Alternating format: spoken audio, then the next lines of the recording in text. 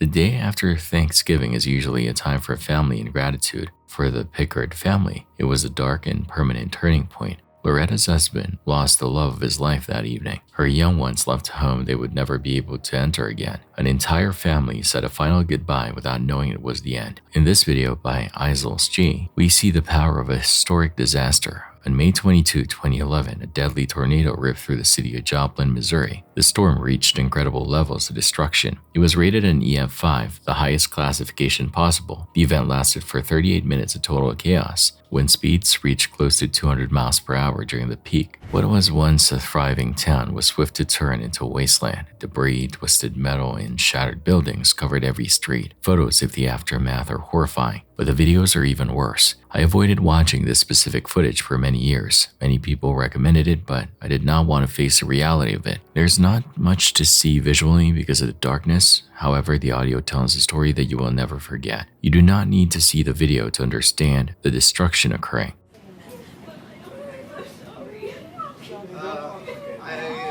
At least probably 10 or 12. 4, 5, 6, 7, 8. There's probably 18 or 19. The chin is getting real. I haven't. Of course, our power's Yeah, out. they said there was one. They said there was one on the ground at 7th and range line. Yeah, but that's the one coming toward us. We're on 20 of them. Man, look at that. That's why that wind's that. Yeah. No, they haven't yet. The sirens aren't going. But yeah, they did. What? Yeah, they Dude, did. That's as they we were It's coming pretty in crazy. here. They This is did. getting real. Somebody at the door. Go, let's go, man. Someone in. We need it. Get inside that. What is that? Rude red. But stuff's breaking in the back. Yeah, I know. I know. Can we go in the cooler?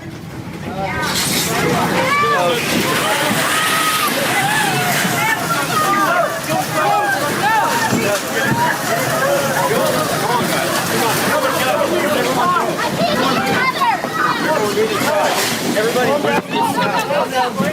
go. Great. Get in.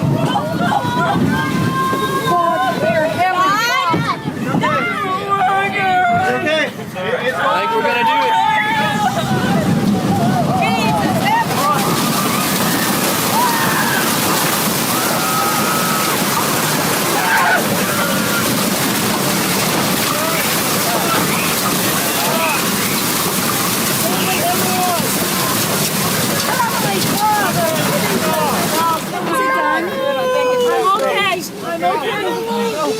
I'm trying to put less weight on him though.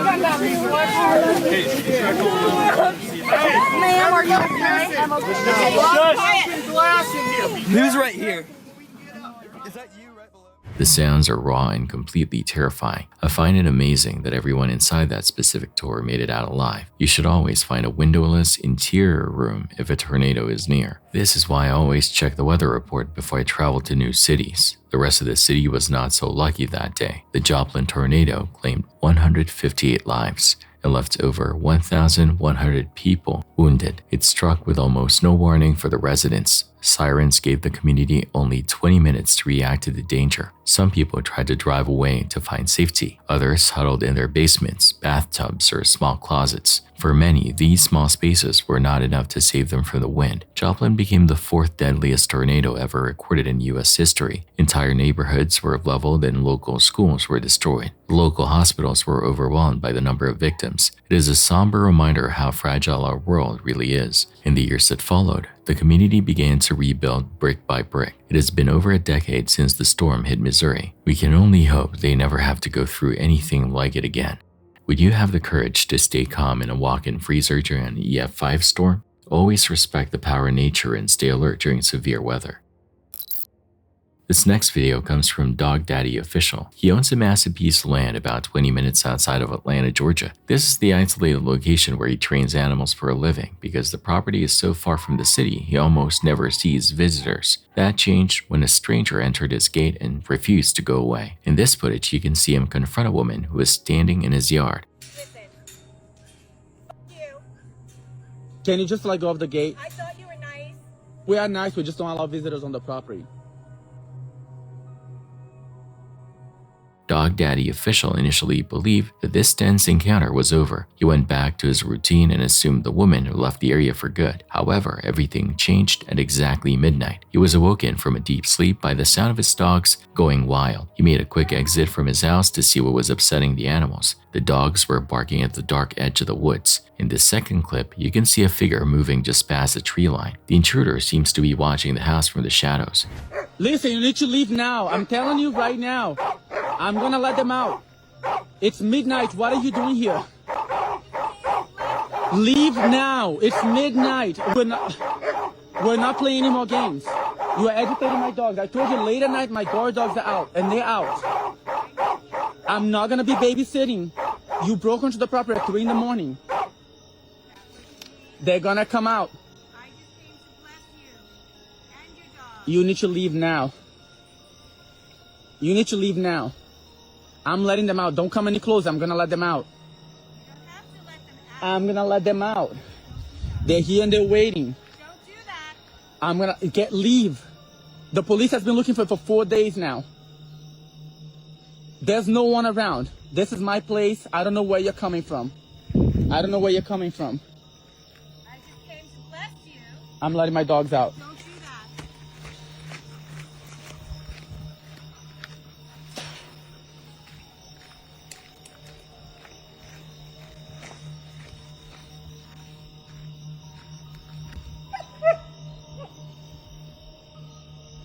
She disappeared.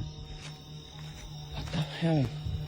It is still unclear if this is the same person who visited during the day. The darkness makes it impossible to see a clear face or features. His viewers made a swift suggestion that he should call the police immediately. He was left feeling very unsettled by the idea of being watched in the middle of the night. The local authorities were notified, but the figure vanished into the forest. I never like being outside in the dark when I know someone is hiding nearby. This is why I think every homeowner should have a high-quality camera system. You should never approach a stranger on your property without a way to call for help. What would you do if your dog started barking at nothing in the middle of the night? Would you go outside to investigate, or would you stay locked inside your home? Share your own stories of strange visitors in the comments below. It is frightening to think about how vulnerable we are when we are asleep. Keep your doors locked and stay safe out there.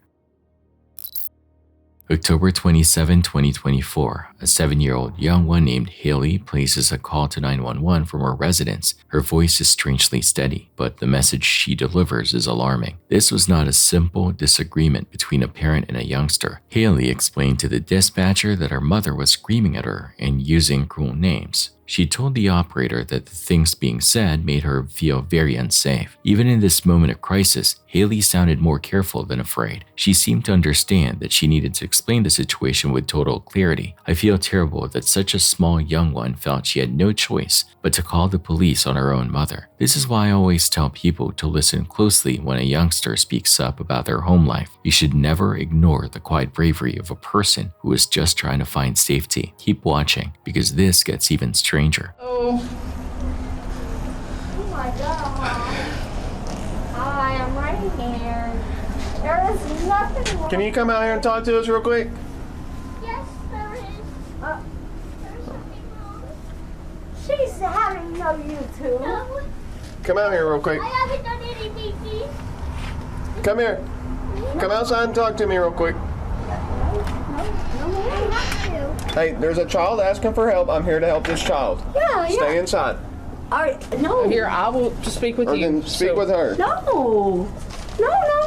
Please, my. We're just trying to figure out what is going She has no on. socks or anything. She's got Okay, shoes she's on. got shoes on. She's You're fine. fine. She's fine. Calm down. In this body cam footage, you can see the police arriving at the house. The mother initially denies every allegation made by her daughter. She tells the officers that the 911 call was fake and that they are making a mistake. The officers make a quick decision to separate the mother from the young one. They lead Haley away so they can conduct a private interview. During this quiet conversation, Haley begins to describe the disturbing reality of what happens inside that home. She speaks about repeated verbal threats and a level of controlling behavior that is hard to hear. How old are you? 7.5 years old. Yesterday, my mom holded my put her hands over my mouth and I couldn't. Oh, wow. She said you're done breathing, and You're she's done. also trying to. She said she doesn't love me. She said she hates me. She said she wants to kill me. She said I'm a B word. Oh my goodness. And it's all true. Okay, hey, It's all just true. talk to me, okay? Oh my God. Has anything happened Right now. tonight? Has anything happened Right now. tonight? Uh-huh. What happened tonight? She said she doesn't love me. She hates me. Dylan, you want to take her to the unit so you can talk to her? No, please, please. Yes, he is taking her over there just to talk to her, okay? Come here. To talk to her, okay? Hey, my name's Dylan, okay? That's what I'm talking All right. Dylan, Dylan, yeah. What? please don't take my baby. He is just going to talk to her, okay? Don't take my baby. We're not taking her anywhere. He is just coming to talk to her. That's why I wanted to step inside to be able to speak with you. Now that mom's not around, what? You can open up to me, okay? So my mom, I don't say anything, but my mom randomly says, you're, would I get in trouble if I say what she says to Nope, me? you be honest with me. You're not ever gonna get in trouble with me. I don't want to say it, but she says I'm You can say whatever. You're not gonna get in trouble with me. even a first word. It's okay. She says Okay. I'm a liar. I'm not lying. She says she wants me dead and Kira dead. She said she wants herself. And she said, you're done breathing. She said she hates me. She doesn't love me. That she never wanted me in this world. And I said, what? Hang on 1 second, ma'am, okay? Could you get my dog Bella? What kind of dog is it? I don't actually know. It's like a brown kind of dog. Okay. It's like a brown spotted dog, kind of. But could you get that out? Because she makes me feel a lot better. Okay. The mother reacts with extreme emotion and becomes very defensive. She tries to blame the conflict on normal issues like rules about screen time. She even mentions an injury she received from her job at an animal shelter. She begs the officers not to take her young one away from her. During her plea, she reveals that the police were at the house just one day before this incident. This proves that the trouble in the home was not a one-time event. I hate thinking about how many times this youngster might have felt trapped before she finally made that call. This is why I think we need to pay more attention to families who have repeated visits from law enforcement. You can see the exhaustion on the faces of everyone involved in this video. Like I said, we're here asking you questions. I'll let you in. I'll let you. It's my baby. I just said to Officer Nash. Use what? Here, have a seat. Just calm down. Officer Nash. Okay. Loves her and everything. I just said the police here. I'm not a bad mom. Okay, what were they here for? I don't. I swear, I worked at the Clay County Animal Shelter. She was gonna be killed. Okay, Can I put her in her room? okay, go put her in a room. Yeah, that's fine. The officers work with a quick pace to ensure Haley feels protected. They place her in a warm patrol car to keep her away from the shouting. Haley shares more about her life, including the fact that her father died when she was only 2 years old. To provide comfort, the officers even bring her dog, Bella, to sit with her in the car. By the end of the video, the mother is detained by the police. She is facing a possible arrest for child endangerment. Have you ever heard the B word from anybody else? Or just your mom? Only my two moms, because my dad died when I was 2 years old. Go ahead and stand up for me. Whoa. Stand Why? up. Because stand up. I'm telling you to stand up. Yes, sir, but why? Because you're under arrest. Stand up. What did I do to my baby? Stand up. Great. For real though? For real. Turn around. Are we for? Can I get? No. What did I do? Are we for real? Are we for real right now? Real is a heart attack. Well, it's a freaking heart attack. What's going on? What's up? Long time no see. What's going on? What stands out most is the mother's behavior while she is in the back of the car and at the station. She shows signs of possible drug use and has sudden outbursts of rage. She even makes threats directed at harming her own young one. And everything on my arm. Okay. I'll take it to court. That's fine. We'll see you there. No, you won't. I think I'll try to say 617. Is that a threat too? I'm sorry. Okay. Dare you do me with my child? What's your issue? You got like an issue against me or something? I don't even know you until just now. So what's up then? What's Why up? are you hating? It's my baby girl. Her father. Grandma and I always get beat by men. Well, I'm a woman, so. Let go yet? You wanna let go yet? Let go of my arm. Stand right there and do got not me move. Stop, you mother. Stand in that wall and face it. Don't move away from it. Oh, so y'all can break a mother face. Face the wall. Oh, okay, you just got another fucking assault on a peace officer is what you just got. Y'all just Yep. There is no public information regarding formal charges or where Haley was placed after the arrest. This is standard for cases involving the welfare youngsters. Many people who watch the footage are left with difficult questions. They wonder about the pressure of single parenting and why there was no earlier intervention. What do you think was the main factor that led to this breaking point? Do you believe the officers did enough to protect the young one during the previous visit? Share your thoughts on how we can better support families dealing with loss and mental health struggles. It's clear that Haley's ability to stay calm saved her from a much darker outcome. Your awareness of the people around you can make a huge difference in a crisis. It is late at night in Albuquerque, New Mexico. A long-haul trucker named Eduardo Colon pulls his rig into the parking lot of a Super 8 motel. He has been driving for many hours on the open road. He is exhausted and only wants a warm bed and a place to rest his head. The motel is quiet and the neon lights hum in the dark desert air. Eduardo checks in at the front desk and receives his key card. He walks to his room, enters, and shuts the heavy door behind him. The television stays on in the background to provide some noise. What you need to hear, then stay here at Super 8. Clean, comfortable rooms because we inspect them more than any major economy chain. Clean, friendly Super 8. All the room you want.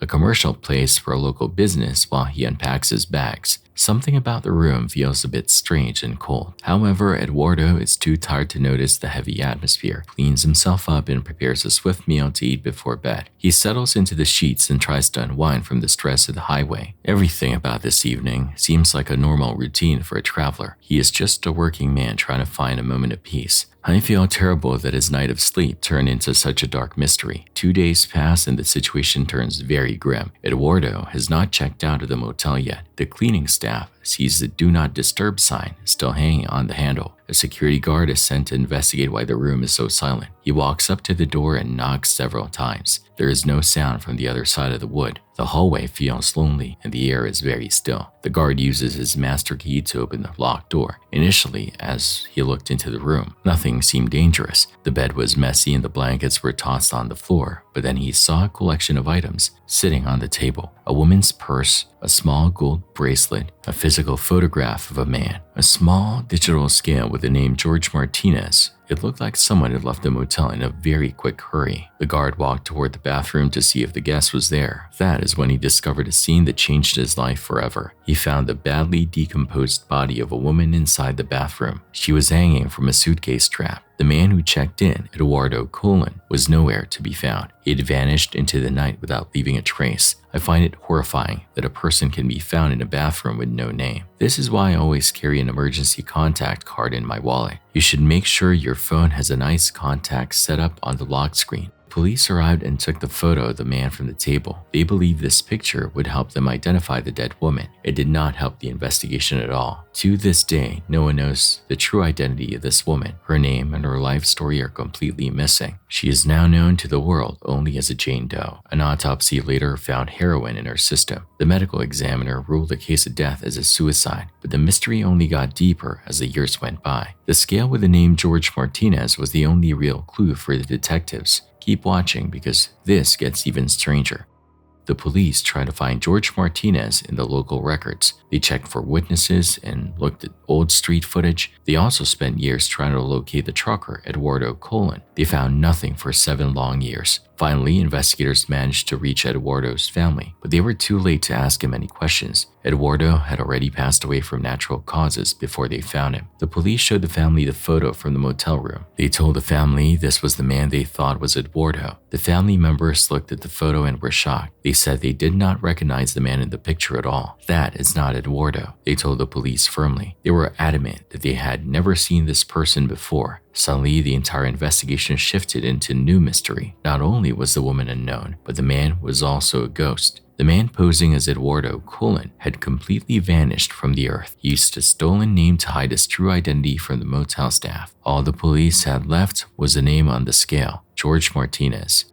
In the 1990s, searching for George Martinez was a nearly impossible task. It was like trying to find a specific grain of sand on a huge beach. The case went cold for decades with no new leads or suspects. Then in March of 2021, a credible tip finally reached the police. A person claimed the woman's name might have been Becca. They said she had flown to Albuquerque from the city of Los Angeles, but several haunting questions still remain unanswered. Why did she travel to a motel in New Mexico? Who was the man she was traveling with? Why did he flee and leave her body behind? Why did she have another man's scale in her room? Her identity remains a total mystery after all this time. She is like the famous case of Joanna Lopez. We have a clear face, a photo, and physical evidence from the scene, yet not a single person has come forward to say they knew her. What really happened inside that motel room that night? Why did the man in the photo never tell the truth? Maybe he was hiding a secret that was much darker than we realize. If you recognize this woman, or if the name Becca means something, call the police. Someone out there must know who she was before she became a Jane Doe. Keeping her story alive is the only way her family might find closure.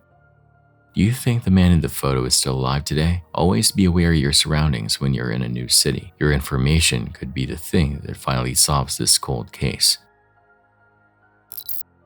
Meet Paulina. She is a doll that is currently the subject of a viral and terrifying video. This footage comes from a user named Sabri Bruro. Sabri explains that her father originally purchased this doll as a gift for her young ones. Everything about the toy seemed normal initially. That changed when Sabri started to notice very odd behavior. Paulina would seemingly respond to questions on cue. The doll was acting outside of its programmed parameters. The family began to record these interactions to prove what was happening. It is important to note that Sabri has never posted about the paranormal before. In this video, you can see the family speaking to the doll as it sits on a chair. Gente, esta muñeca se la compró mi papá. ¿Qué idioma hablas? ¿El idioma de Marte? No entiendo. Es súper rara. Espera, ¿qué estás reproduciendo? No me contesta. Hola. No me apures. Estoy pensando. ¿Qué estás pensando? Aquí es muy ruidoso. Vayamos a otro lugar. ¿Tenés amigas? Seremos buenos amigos por siempre. La puta. ¿Vos tenés amigas? Adiós. No, ¿cómo adiós? Puedes jugar conmigo cuando quieras. Te fuiste, se fue. Esto no te habla más. No te habla más. Una vez que dice adiós, la podés prender, le podés lo que vos quieras, no te habla más.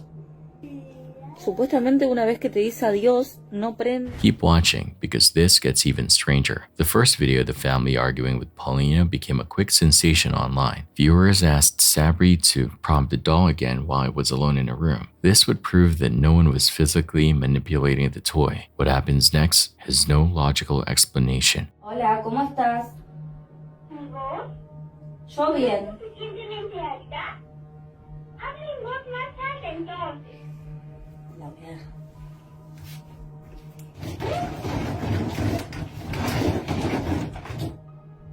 Estoy solita.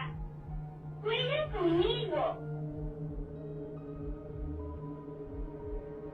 ¿Dónde están todos? Hola, amiguito. ¿Te acompaño a jugar? ¡Qué dolor! Parece que estoy enferma. Me curaré solo si hablas Hola. Hola, amiguito. Qué alegre verte de nuevo. ¿Cómo estás? Aquí es muy ruidoso. Vayamos a otro lugar. In this footage by Sabri Bruro, the doll is sitting in a dark room by itself. It begins to speak and move its head despite being completely isolated. The doll has a voice box, but it does not have any optical sensors or eyes. It makes no sense that Paulina is responding to the specific surroundings. I never like being in a house where objects move or talk on their own. This is why I prefer to keep my home free of old toys that have a history I do not know.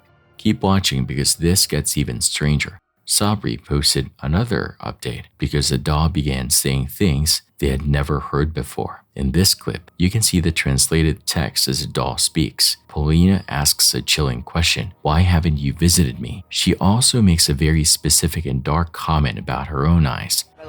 ¿La prendo? Prendelo. Ahí ya le puse las pilas. Hola, soy Paulina. Mucho gusto en conocerte. Paulina, ¿me podés contar una historia de terror? Tiempo sin Pero la verte. puta. ¿Por qué no me has visitado? ¿Me podés contar una historia de terror? Claro, soy la niña más diligente en el reino muñeca. ¿Qué es el reino muñeca? Tenemos que cuidar bien nuestros bonitos ojos, porque son la ventana del corazón. Está haciendo cosas raras, ¿no? Aquí es muy ruidoso. Vayamos a otro lugar. ¿A dónde querés ir? ¿A dónde querés ir? Soy un año más joven que tú. Puedes llamarme hermanita. ¿Me contás sobre vos? ¿No quieres hablar conmigo? Está bien. Hasta No, no, no, no te vayas. No te vayas. Paulina. No, se fue. Macho, Fue ¿hizo trabajo raro. o no lo último? Aparte, El tipo nunca había hecho esas cosas, ¿o no? no. Re loco porque dijo cosas que... The family made a quick attempt to turn the doll back on to test it. They even took out the batteries and put them back in for a quick reset. Paulina would no longer respond to any of their questions. She simply sat there, silent and staring with her empty plastic face. The family is planning to release more footage very soon. I will leave a link to the source in the description so you can follow the story. What do you make of this strange behavior from a child's toy? Do you think this is a glitch in the electronics or something much more sinister? Always check the battery compartment of old toys if they start acting weird. Your home should be a place where you feel safe and in control. December 16, 2025, Rudy Roses is a 20-year-old man at the Campora Farm labor camp near Soledad, California. It is 1:20 a.m. Residents call the Monterey County Sheriff's Office because a white Honda sedan is driving erratically through the camp. The car has loud music blasting. People worry that the driver might be armed. Deputy Carlos Pina arrives at the scene. He is a 10-year veteran of the force.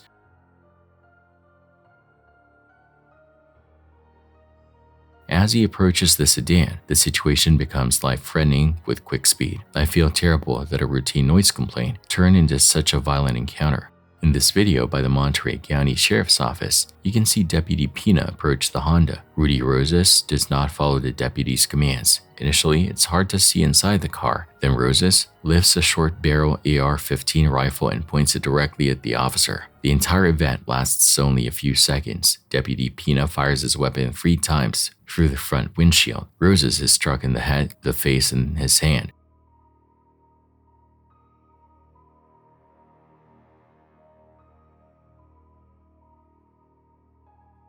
Medical teams arrive at a quick pace. Roses is rushed to the hospital in critical condition. He survived being struck, but he can no longer speak. No official charges have been filed against the driver or the deputy yet. I hate that such a young man has lost his ability to speak forever. This is why I think we need to be more aware of how quick things can go wrong with weapons. You can see how a single choice changed 2 lives in an instant. Investigators found that the rifle was an illegal ghost gun. It had no serial number and was untraceable. They also found a loaded handgun hidden inside the car. Many people questioned how the violence started so quick. The dashcam footage is the main evidence in this case. It shows the exact moment the rifle was raised at Deputy Pina. Without this video, people might have viewed the encounter differently. Sees a guy raising an AR after the guy's been told to stop and show his hands, and the guy instead raises this weapon. and the officer reacted. We have a young man, graduated high school, never in trouble before, not as a juvenile, not as an adult. From all the information I have, doesn't have any police contacts, no gang involvement. We still do not know why Roses was armed or why he refused to listen. The threat of the weapon is the reason for the deputy's response. What do you think was going through Rudy's mind that night? Do you believe the presence of dash cams makes our communities safer for everyone? Make sure you talk to the young ones in your life about the dangers of illegal weapons. It's vital that youngsters understand that a machine can end a life in a heartbeat. This disturbing 911 call is going viral right now. The audio comes from a video on Carolina Case Files. On July 31st, 2021, a man was driving his truck late at night in Pender County, North Carolina. He was traveling near the Moores Creek National Battlefield when he saw a tall figure. The man appeared to be wearing historical Civil War clothing. It also looked like he had blood covering his entire body. The driver looked for a safe spot to pull over so he could call for help. He thought the person might have been wounded or in need of medical aid. Initially, he was not sure what he was looking at in the dark. According to Sheriff Alan Cutler of Pender County, this is the actual recording of that emergency call. I feel terrible that this driver was all alone on such a dark historic road. This is why I never like driving near old battlefields after the sun goes down.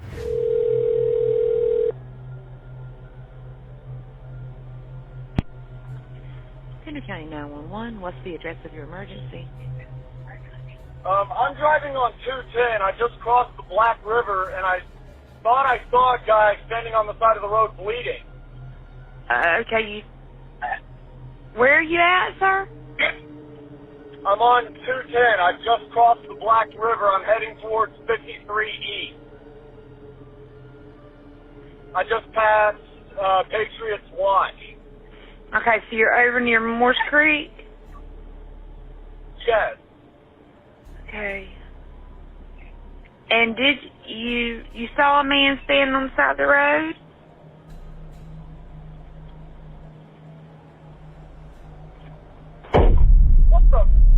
What was that, sir? That's not human! That's not human! Sir, are you okay, sir? There's something in the bed of my truck! Okay, what's in the road? No, it's not in the road, it's in my truck. In the bed. There's something in the bed of your truck? Yes, ma'am, I just turned on my bed lights for my truck and there's something in my bed. Okay, sir, when you say something, what do you mean? I just knocked it off of the bed of my truck and went over my roof. Okay, what was it? Keep watching because this gets even stranger. Reports say the creature made a quick jump onto the cab of the truck. It began to beat violently on the roof of the vehicle. The driver turned around and saw a terrifying face pressed against the glass. He described a pale white face that looked like a human skull. It had sunken eyes and no visible ears. The thin skin appeared to be pulled tightly over the bone. The man made a swift attempt to drive away from the scene. Here, something beating on the top of the truck. The caller stated that it was beating and scratching on the top of the cab of his truck. He actually stated that he was able to engage his bed light and was able to somewhat identify this object that was in the back of his truck. At some point, he was able to slam on his brakes, and the force of inertia actually threw this thing out over his hood and onto the highway, where this thing stood up in the roadway, made its way to the wood line, and disappeared. I looked into the background of Alan Cutler, and he is indeed the real sheriff of that county. The fact gives a lot of weight to the story. I find it horrifying that a routine drive can turn into a life-threatening encounter. This is why I think everyone should have a dash camera installed in their car. You never know when you will need proof of something that seems impossible. A viewer in the comments shared a story about a similar creature on a horse farm in Rocky Point. This location is very close to the Cape Fear River. They encountered something that looked just like this pale figure. It makes me wonder if there are young ones or families living nearby who have seen this too. Protecting youngsters from these kinds of legends is a major concern for local parents. This is a haunting reminder that some things in the woods cannot be explained. What do you think happened on that road near the battlefield? Do you believe this was a ghost or something physical that jumped on the truck? Share your own local legends in the comments below. January 18, 2023, Precious Dunn is an off-duty Chicago police officer who joined the force only months prior in June 2022. She is resting inside her apartment on West 90th Street in the Washington Heights neighborhood. Outside, a loud argument erupts on the residential sidewalk. Dunn hears the shouting grow more intense and decides to step in. She walks outside and asks the group to calm down and leave the area. Most of the people listen to her and walk away. It seems like the danger has vanished.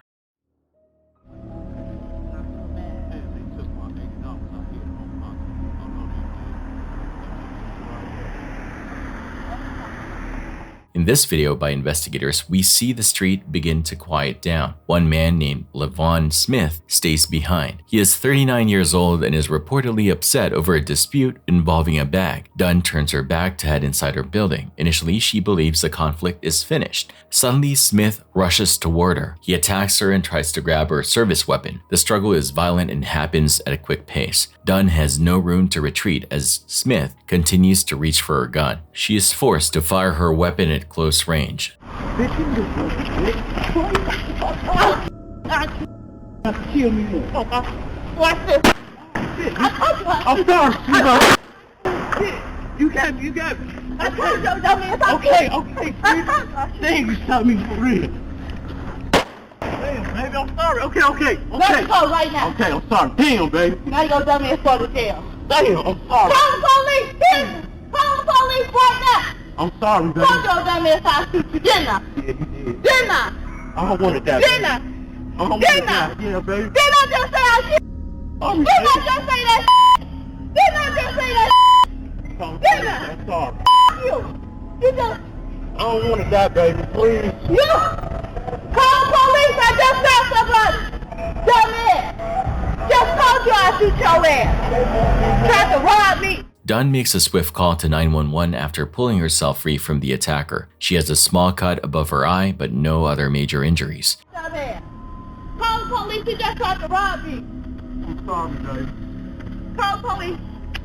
Now, you thought I was playing? I told you I'll shoot you. He tried to steal a gun from me. Call the police. Yes. Call the police. Just let him go. No, call the police right now. Police. Damn. He just tried to rob me. He got a whole surprise. Hey, you okay, mama? Yeah. I just saw his brother. He just tried to rob me. Call the police, guys. Come here, I just got to stop it. Alright, put the clothes on, baby. Please, call the police, baby. I just told you I was trying to help you. I apologize, baby. You dumbass. I just tried to help you. I'm waiting for the man. Be pumping. I told your dumbass I'd shoot you. You tried to steal my gun. Hey, what you did about MYUU? I know.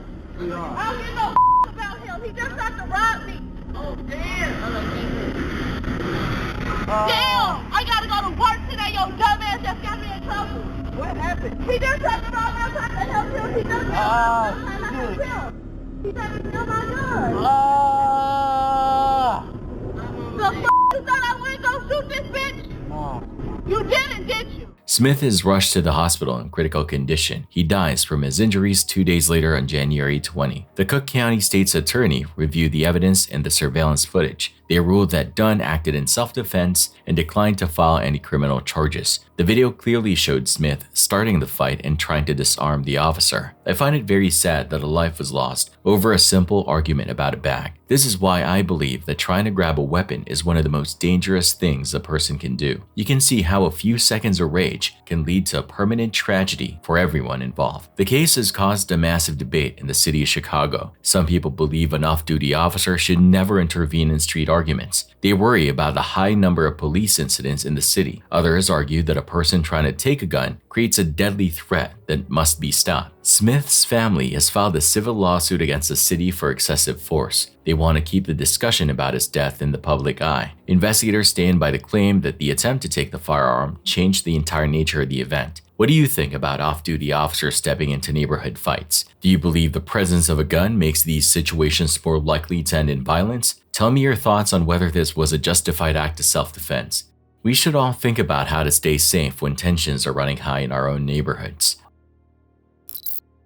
September 28, 2016, a small television station called WKTV in central New York is airing its usual evening shows. Viewers are sitting in their living rooms when a commercial break is suddenly interrupted. Something very strange and unsettling appears on the screen.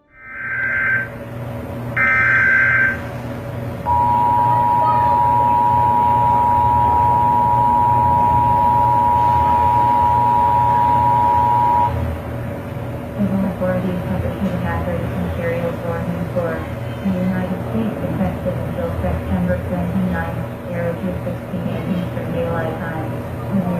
Commute on train. Wait for further instructions.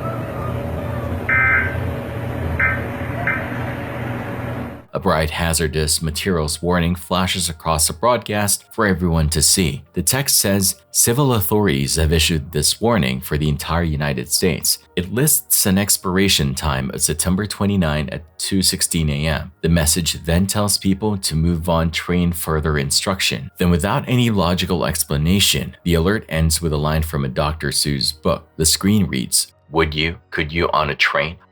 The timing of this glitch is what makes it truly haunting. The alert mentioned a train just one day before a fatal train crash occurred in New Jersey. WKTV had to act with a quick response to calm the public. They told their audience that there was no real hazard and it was just a technical error. Later that night, the station claimed the message was an automated test from FEMA. They said a national location code caused the test to be broadcast to the public by mistake. But the mystery did not stop with that explanation. There were actually two separate alerts that day that carried the same eerie message. When investigators looked deeper, the story began to fall apart. FEMA officially responded and said they never sent that alert at all. They launched a full investigation to find out who had accessed the broadcast system. WKTV had to admit that FEMA denied any involvement in the creepy message. Other stations across the country saw hacked alerts around that same time. However, only the WKTV version included this specific code about the train. Initially, people thought it was a simple prank by a computer hacker, but no one has ever been caught or identified as a sender. I find it very disturbing that someone could hijack a safety system to send a riddle. This is why I think our national infrastructure needs much better digital security. You should be careful about how much you trust the information on your television. To this day, we still do not know how the message was sent. We do not know why it mentioned a train just hours before a real derailment took place. Many people online believe this was an act of sabotage or a dark omen. None of these theories have ever been proven with hard evidence. But the facts that remain are the timing, the code, and the tragic crash. It is one of the most unsettling digital anomalies I've ever seen tied to a tragedy.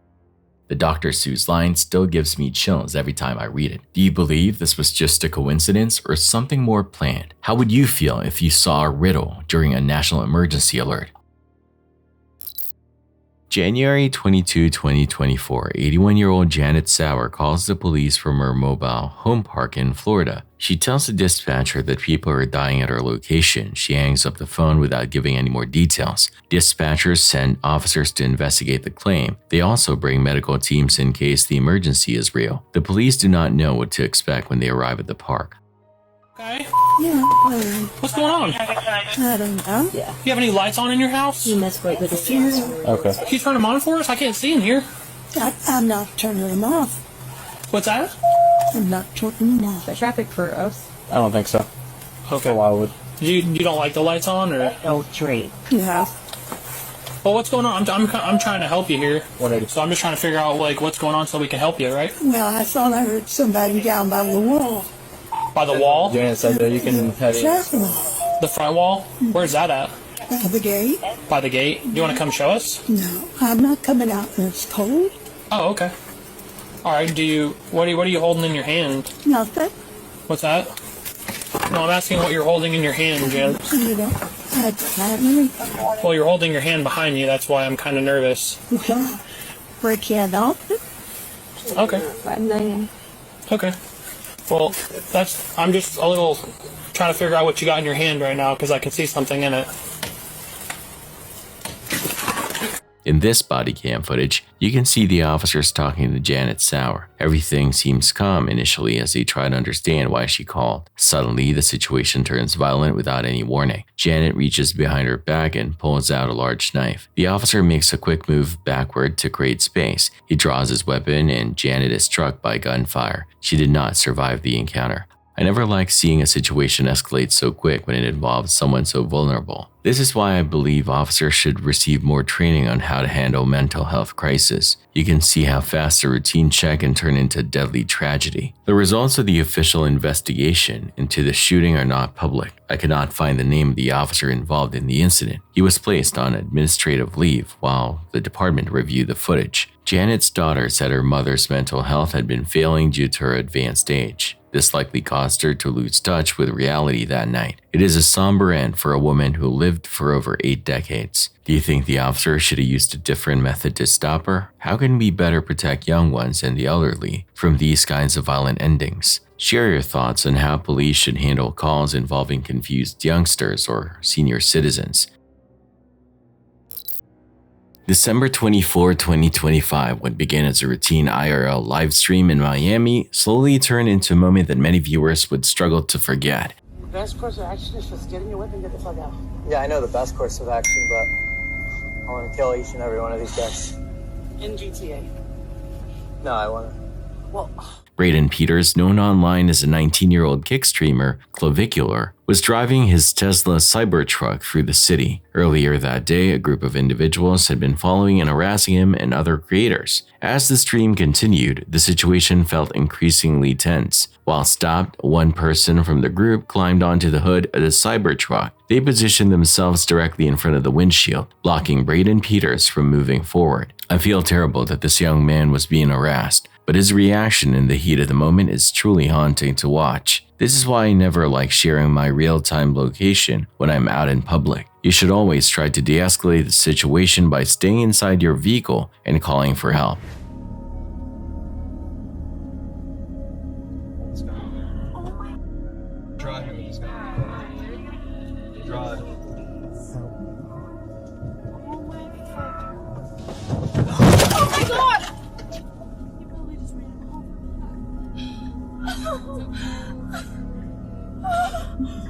Oh my god. Oh my god.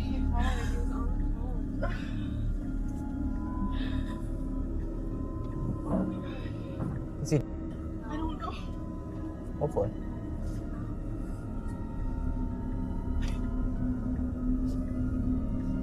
In this video by Clavicular, you can see the truck accelerate forward. The person on the hood is thrown off and the scene instantly becomes chaotic. From the audio, you can hear Braden Peters asking if the person was dead. He adds comments that will later draw heavy criticism from the internet. The individual who was struck survived, though they sustained serious injuries and were rushed to the hospital. Associates of streamer Aiden Ross later confirmed that the person was alive and expected to recover. As clips spread online, many viewers questioned if his response was necessary. Braden Peters shared an AI-generated image of the incident with a caption about winning stupid prizes. The reaction from the platform was quick, and Kick banned him shortly afterward. Clavicular later claimed he acted in self-defense. He said he believed the group was armed and pointed to earlier threats where objects were thrown at him. Police spoke with him at the scene but did not arrest him. Initially, authorities focused on gathering all available stream archives to see the full timeline. No formal charges have been announced while the investigation continues. What would you do if a group of strangers was surrounding your car in the middle of the night? Do you believe the streamer should be held legally responsible for the injuries he caused? Think about how much you share online and if it puts you or youngsters in your area at risk. Even when the fear is real, a quick decision can change your life forever.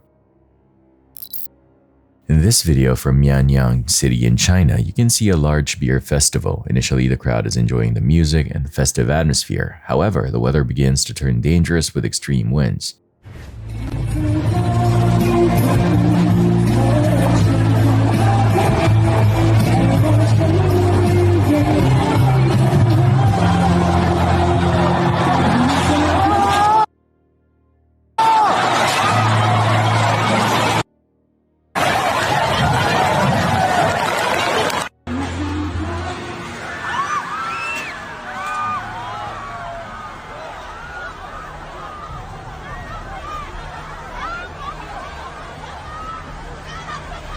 The footage shows a heavy stage truss falling under the pressure of the storm. It collapses directly onto the area where people are gathered. Chaos breaks out as everyone tries to escape the falling metal. 3 people were injured in the crush. Tragically, 2 people died during the event. I feel terrible that a day of celebration ended in such a somber way. This is why I always check the weather forecast before heading to an outdoor concert. You should look for the nearest exit as soon as you arrive at a crowded venue. We don't know if the organizers were arrested for safety failures. In this video from an Argentinian pastry shop, we witness a scene that is both bizarre and terrifying. Robberies happen every day in every corner of the world, but some attempts fall in the most unusual ways. 3 women walk into the shop looking like they're ready for a night out rather than a serious crime. Initially, they look like regular customers browsing the selection of sweets in the display case. Without warning, these 3 individuals jump behind the counter and attack the lone employee. They beat the young woman with a level of violence that is very hard to watch. One of the attackers even pulls out a knife to threaten the worker during the intense struggle.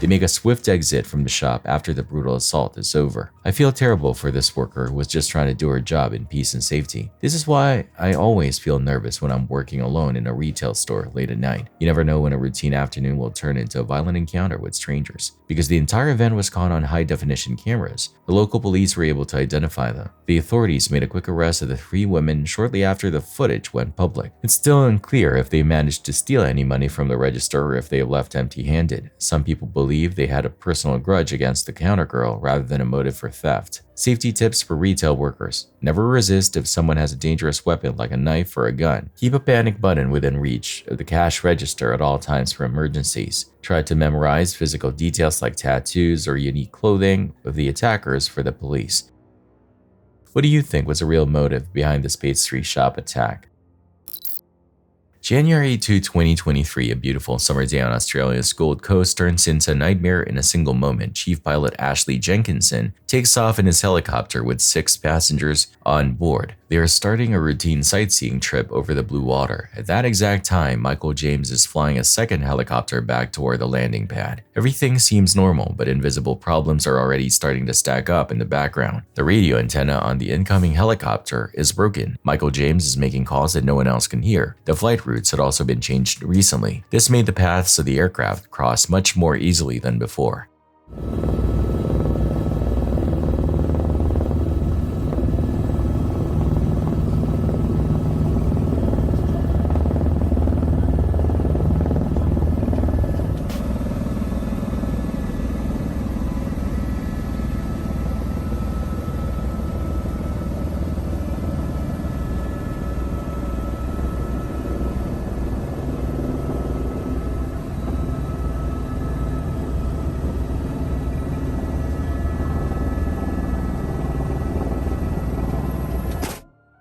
In this video, you can see the clear sky over the broad water. At just 130 feet above the ground, the 2 helicopters collide. The rotor blades of the departing helicopters strike the cockpit of the incoming one. The impact is instant and the metal and glass explode instantly. The rotor and gearbox are torn away from the helicopter flown by Ashley Jenkinson. His aircraft flips upside down and falls toward a sandbar. Michael James keeps his calm under extreme pressure. He manages to land his damaged helicopter safely and saves all 9 people in his cabin. People praised his quick thinking during the disaster. The tragedy for the other helicopter was absolute. Ashley Jenkinson was killed in the crash along with 3 of his passengers. Ron and Diane Hughes were a couple from Britain who were on their honeymoon. Vanessa Todrose was a mother visiting from Sydney who also passed away. Her young one Nicholas survived with very serious injuries. A mother and her youngster from New Zealand were also on board and survived the fall. Michael James never returned to his job as a pilot after that day. He was diagnosed with cancer a few months later and died quietly with a private funeral. I find it very disturbing that so many small errors can lead to a massive loss of life. This is why I think we need to demand better safety equipment like working radios in every tour vehicle. You can see how a few seconds of confusion can change everything for a family. Initially, it was hard to see why the crash happened. Investigators found that many safety layers failed at the same time. There was too much work and not enough communication. The new flight routes were never fully checked for risk. It shows that even a swift mistake can lead to tragedy when systems fail.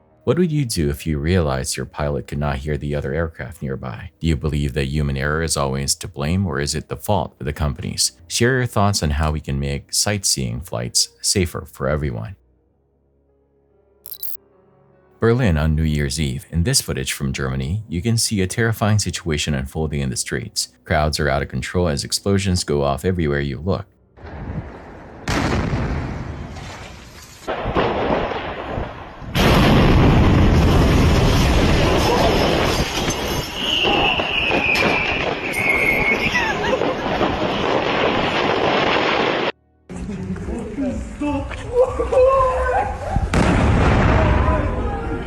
The police reported 1,453 different offenses during the night. Over 300 people were arrested for their violent behavior. Officers faced a barrage of fireworks and physical attacks. 44 officers were injured while trying to restore order. It is shocking to see how many people were hurt by firework accidents across the country. I never like being in large crowds where people are being reckless with explosives. This is why I prefer to watch fireworks from a safe distance or on television. You can see how easily a celebration turns into a riot when rules are ignored.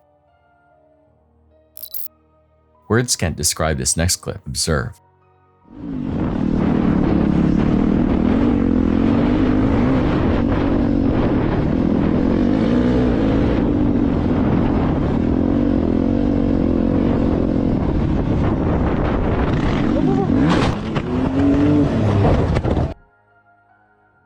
In this segment, we see a man exploring the vast open dunes on his dirt bike alongside a close friend. These specific sandy hills are almost entirely unregulated, meaning there is no official supervision on site. Because the area is accessible to every type of person, you will encounter all sorts of heavy vehicles roaming the terrain without much warning. There's an unspoken code among riders that you're not supposed to travel as quickly as the people in this UTV chose to go. They fly over the crest of a hill at a dangerous speed, nearly causing a fatal collision. It is genuinely miraculous that the biker survived such a terrifying close call. I know he is okay because he is the person who eventually shared his footage with the world. I feel a deep sense of relief that he walked away from this. This is why I always feel nervous in places where there are no clear rules or traffic lanes.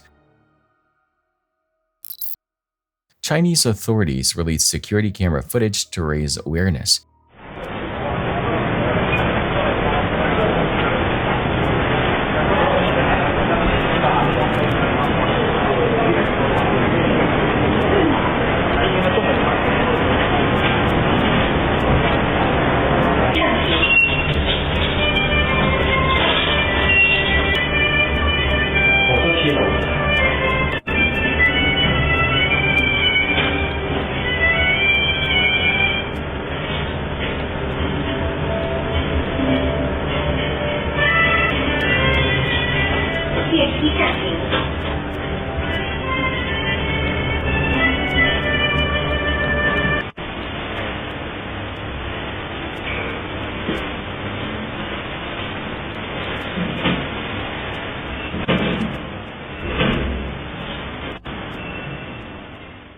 A woman noticed a man following her. She entered an elevator and the man followed her inside. The woman quickly pressed buttons for many different floors. This move hit her actual floor and confused the man. He got off on a different floor. The woman got away safely. I feel impressed by her quick thinking. She stayed calm under pressure to protect herself.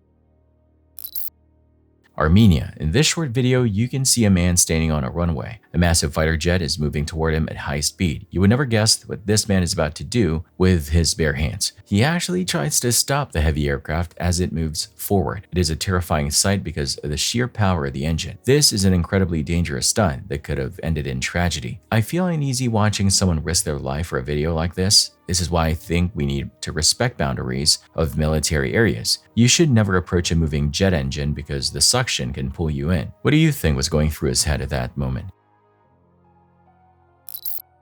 This happened in Italy. It's a normal night, but that swiftly changes. Ok, ragazzi, i puntini, colleghi. Non mi chieda molto.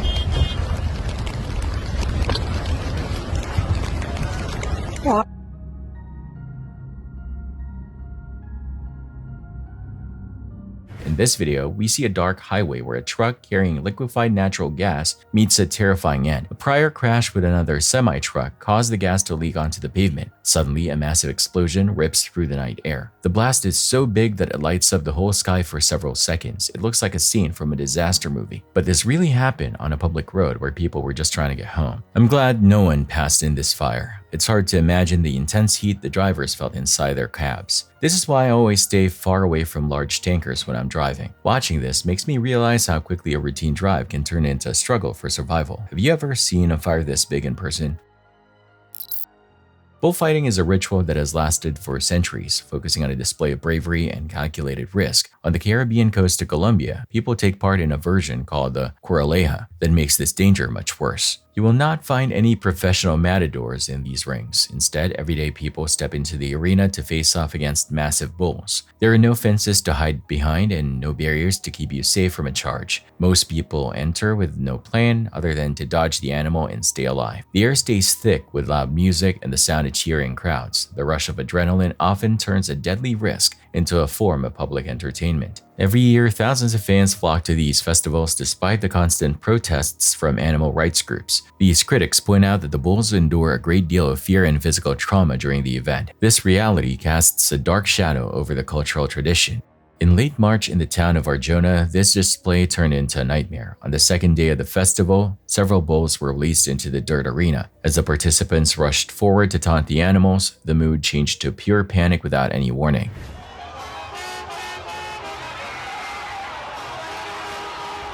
A bull charged a young man named Daniel Cardona. He was only 21 years old at the time. The horn of the animal pierced his chest with such power that it reached his heart. Doctors said that Daniel died almost instantly from the strike. Only a few minutes later, the same bull gored another man. He was rushed to a nearby hospital, but the medical staff could not save his life. Witnesses still remember the terrifying moment when the cheers of the crowd turned into screams of horror. You can see people scrambling over wooden railings to get away from the danger. The bulls barreled across the space and tossed people into the dirt like dolls. Local medical teams said that more than 10 people suffered very serious injuries. Some participants were trampled while others were knocked unconscious by the force of the animals. You can often find a youngster in these crowds who is at a very high risk of being hurt. The bulls were frantic and wounded as they continued to charge at anything in their path. They were not acting out of natural aggression, but out of total fear and confusion. I feel a deep sense of sadness for the families who lost a loved one at this event. It's very hard to watch both people and animals suffer for the sake of a show. This is exactly why I stay away from large, unregulated events where things can go wrong fast. Do you think a tradition should be allowed to continue if it costs this many lives?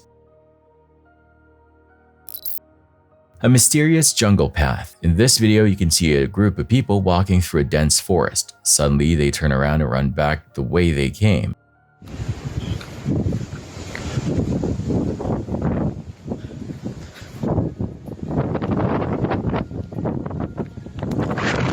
Initially, it looks like they are fleeing from nothing at all. However, there was a large tiger lying right in the middle of the trail. The animal was asleep, but the danger was very real. This is why I should never enter protected wildlife areas without explicit permission. I never like walking in areas where predators might be hiding in the brush. This is why I always hire a local guide when exploring new terrain. You should never assume an animal is safe just because it looks peaceful.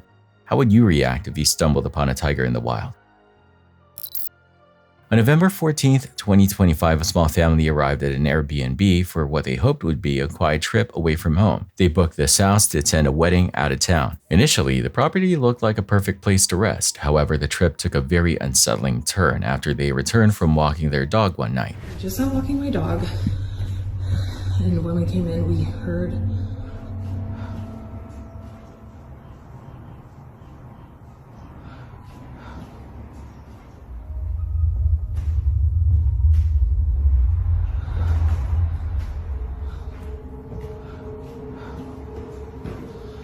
Jesus Christ.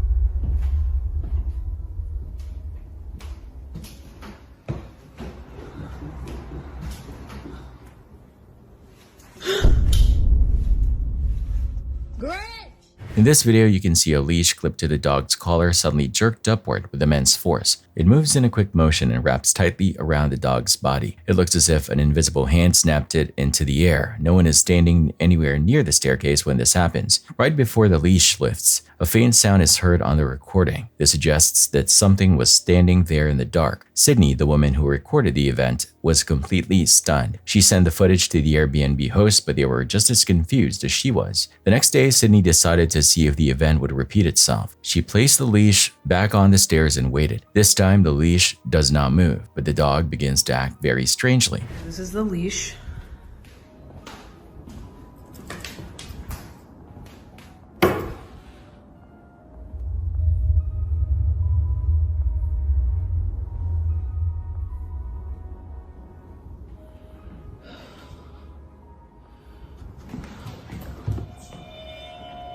There she goes again.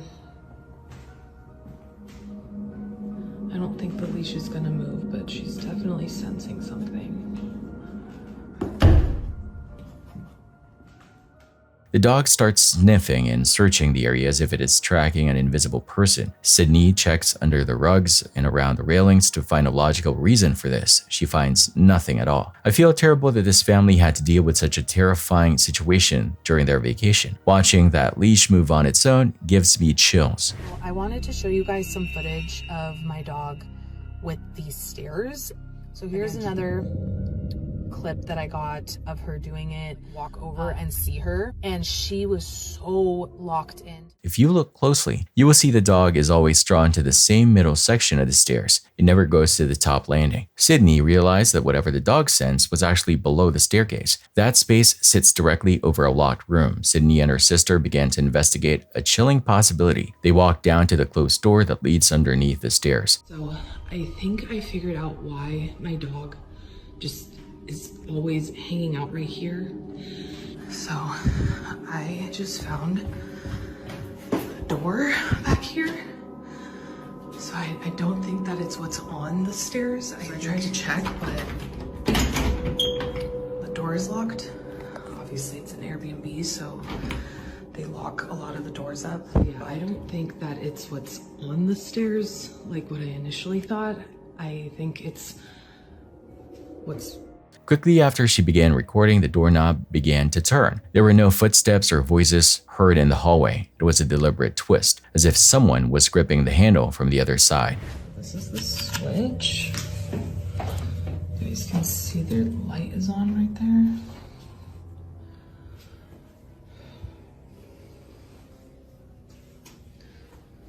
I wonder if...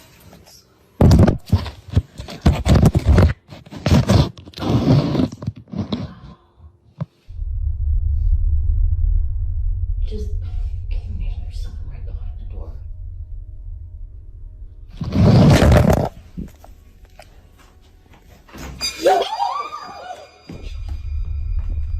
Oh my god. Sydney messaged the host again to ask if any maintenance workers were inside. The host confirmed they were the only guests in the house. To Sydney, the idea of a ghost was less terrifying than the thought of a living stranger hiding in a locked room. Sent the video to the landlord of the Airbnb, and hold on, let me turn asking like, hey, is there someone else renting it out as well as us or what? Because basically he was like, no, you guys are the only ones that are in the Airbnb right now, like booked out. The doorknob continued to move intermittently throughout the night. Later, something unseen yanks Sydney's phone downward into the stairwell. The device tumbles violently and lands face down. Right before the fall, the phone lifts off the tread as if pulled against gravity. No footsteps approach the phone before it moves. It felt like an intentional message to stay away from that door.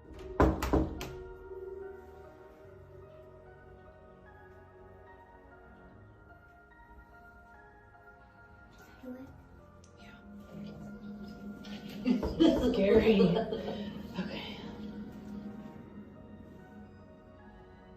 Okay, every time we've knocked before, this doorknob would turn a little bit.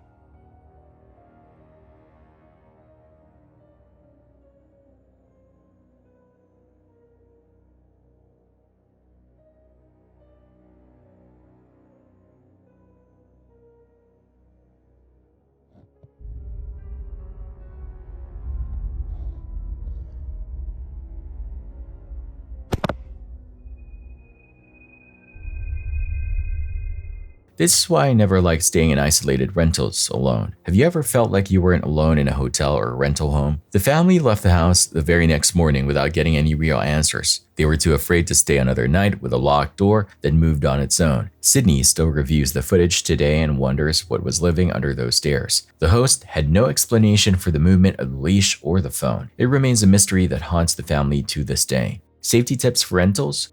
Check all doors and window locks as soon as you arrive. If you see something suspicious, contact the platform and local authorities immediately. Never try to open a locked door that is not part of your rental agreement. Keep a close eye on any youngster or pet traveling with you. This security camera footage comes to us from Sarzo, a city in Brazil. It shows a typical railroad crossing that quickly turns into a scene of absolute horror. This case is very different from others because the driver's actions look almost intentional.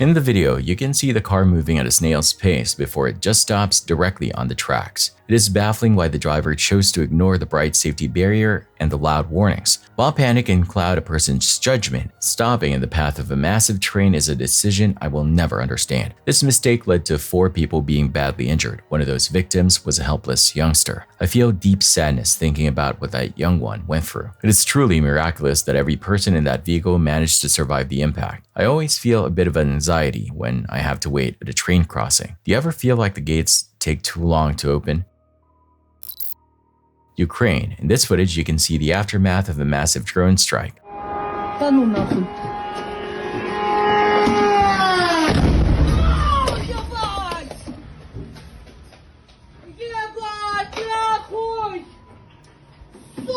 Ебать! Блять! A woman is standing in the middle of the wreckage of her home. She explains that she was incredibly lucky to survive the impact. She does not understand how everyone in the building made it out alive. The destruction around her is total and very somber to witness. I feel terrible that so many people have to live in fear of these attacks. This is why I believe we must never take our personal safety for granted. You can see the resilience of the human spirit even in the worst moments. Aviation experts spend their lives studying every major crash because every tragedy provides a vital lesson for the future. Every jagged piece of metal wreckage and every cockpit recording helps the industry prevent another disaster. However, the footage captured by people on the ground tells a very different story. When a bystander points a phone toward the clouds, we see how fragile our control really is. These videos show how a routine flight can turn into a catastrophe with quick speed. This story is not just about a single event or one tragic accident. It serves as a somber reminder of a fear that millions of people share. Online, you can find a massive amount of this footage. There are recordings from cabin windows and airport surveillance cameras that capture sudden fireballs. Even cockpit cameras show the final seconds before a plane is struck by the ground. Each clip ends in a different way, but the tension in the air always feels exactly the same.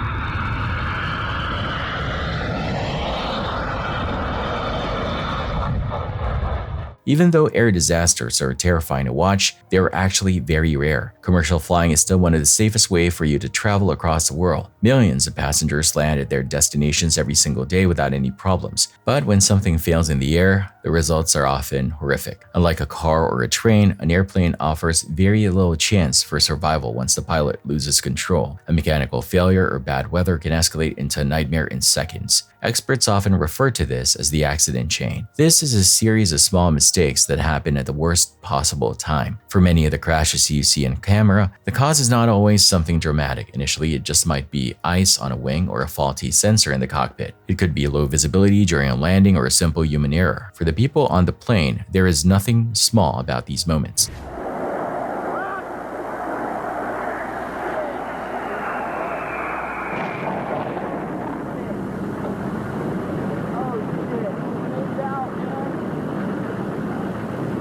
In many disasters, the passengers do not even know that something is wrong until it is far too late. They might feel a brief vibration or a strange drop in altitude. Then they hear an alarm sounding from behind the cockpit door. After that, there is only panic and force, followed by a deep silence. These clips feed into deep anxiety that many travelers feel. Even though these events are rare, they are almost always fatal. I feel terrible for anyone who has to experience that kind of fear in the sky. It is haunting to think about how calm skies can hide such unpredictable danger. This is why I always pay close attention to the safety briefing before a flight takes off. Every person on those planes has a father, a mother, or a youngster expecting to land safely.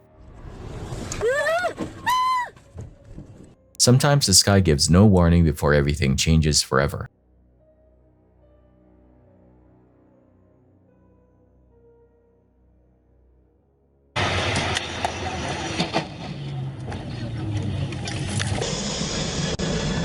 Let's see if you can make it. It's a bit shaky there. As people filmed the plane landing in the rain, it suddenly slammed into the ground and exploded. Oh my god! It's crashed! Oh my God. Oh my god! They're gonna...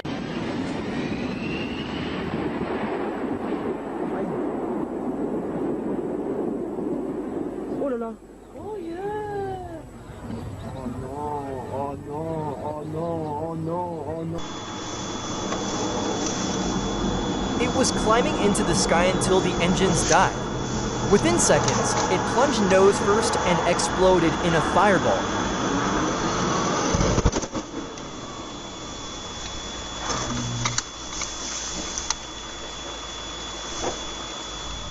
Every tragedy has led to better engineering and new safety rules to protect you. If flying makes you feel unsettled, just know that your fear is very human. These rare outcomes are the reason why the footage feels so haunting to us. For the majority of travelers, the engines roar and the wheels lift exactly as planned. The world of aviation is safer today than it has ever been in history. Have you ever had a scary experience while you were flying on a plane? Always keep your seatbelt fastened even when the sign is off. Count the number of rows to the nearest emergency exit. Listen to the flight attendants during every safety briefing. Keep a close watch on any youngster traveling with you. Stay calm and follow all directions if the plane hits turbulence.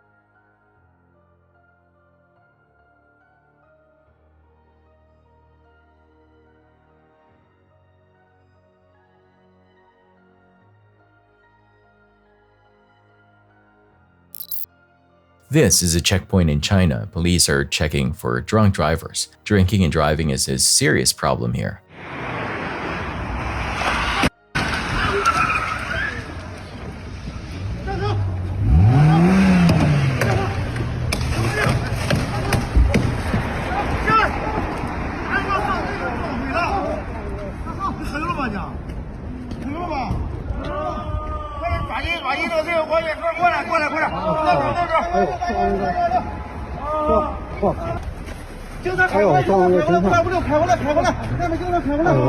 The footage shows a driver hitting an officer. It looks like a fatal blow. The officer survived the crash. We do not have details on his injuries. I feel stunned watching the impact. One driver's choice changed their life in an instant. You never know what to expect on the road.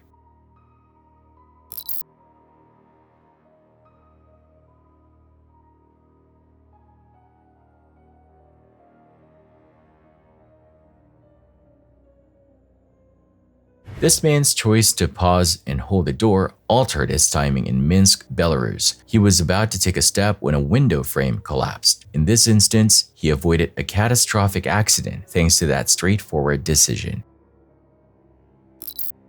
January 4, 2026. In this dashcam video from southern India, we see a car on a narrow road. Traffic is coming from the other direction, but everything seems normal.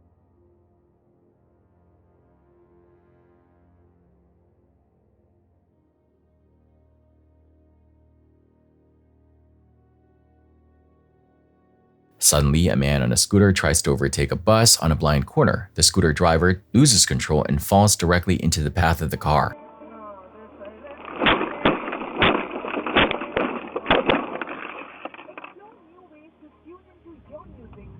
The car driver makes a swift move and swerves his vehicle to the side. He crashes his own car into a barrier to avoid hitting the man. Both the driver and the scooter rider escaped with only minor injuries. I'm amazed by the swift reflexes this driver showed to save a life. This is why I always keep my hands on the wheel and focus on the road. You should never try to pass another vehicle when you cannot see around a curve. The history of St. Augustine, Florida is known for its picturesque views and centuries of history. But on this particular day, the Bridge Alliance became the stage for a deeply unsettling scene. It began with frantic calls from witnesses reporting a woman behaving erratically. She wasn't alone. Beside her stood a young boy, forced to witness his mother's descent into a state of chaotic instability. When officers arrived, they found a 32-year-old woman in the grips of a disturbing internal crisis. I'm with the St. Augustine. Okay, I'm with the St. Augustine Police Department. I don't have a problem with you. I don't know you. I don't know your little boy here. Yes. Okay, but I'm being confronted, undocumented, for no reason. Like you're. I'm sorry. Can you 10-9? St. Augustine is hit or miss, whether or not you hit evil or you hit good. If someone can start rolling this way, just code 1, just because I'm in the middle of traffic holding everything up. So because of where we're at right now, what I'm just asking is if you and I can just have an adult conversation. I'm always up for adult conversation. All right. Would you prefer to walk that way? I would prefer to have documentation of your copies of record. Okay. Of the complaint. Okay, well, I've gotten 2 phone calls so far. Okay. I would love documentation. Okay, well, I can't provide that to you right now in the middle of the bridge. While the officer tried to maintain a level-headed conversation, the woman's reality seemed to be fracturing. She fluctuated between cold, articulate demands for documentation and outbursts of aggressive profanity. Perhaps the most chilling aspect was her total denial of her own actions, cursing at the officers in one breath and then with an eerie calm accusing them of making up lies. For our safety and for the vehicles. Do you think we're unsafe right now? On this solid brick? Here, I've got, you're cussing at me. Am I cussing? Yes. How have I cussed at you? Okay. When have I cussed at you? Because I feel you've been using the F word ever since I got here. Really? Is there a problem? Can you replay that? Yes, I can, but not right now. Because I haven't used the F word at all. Okay, sweetie, are you okay? So you are the problem. Okay. Okay, so get back in your I'm going to recommend that I'm going to recommend that you get in your SUV.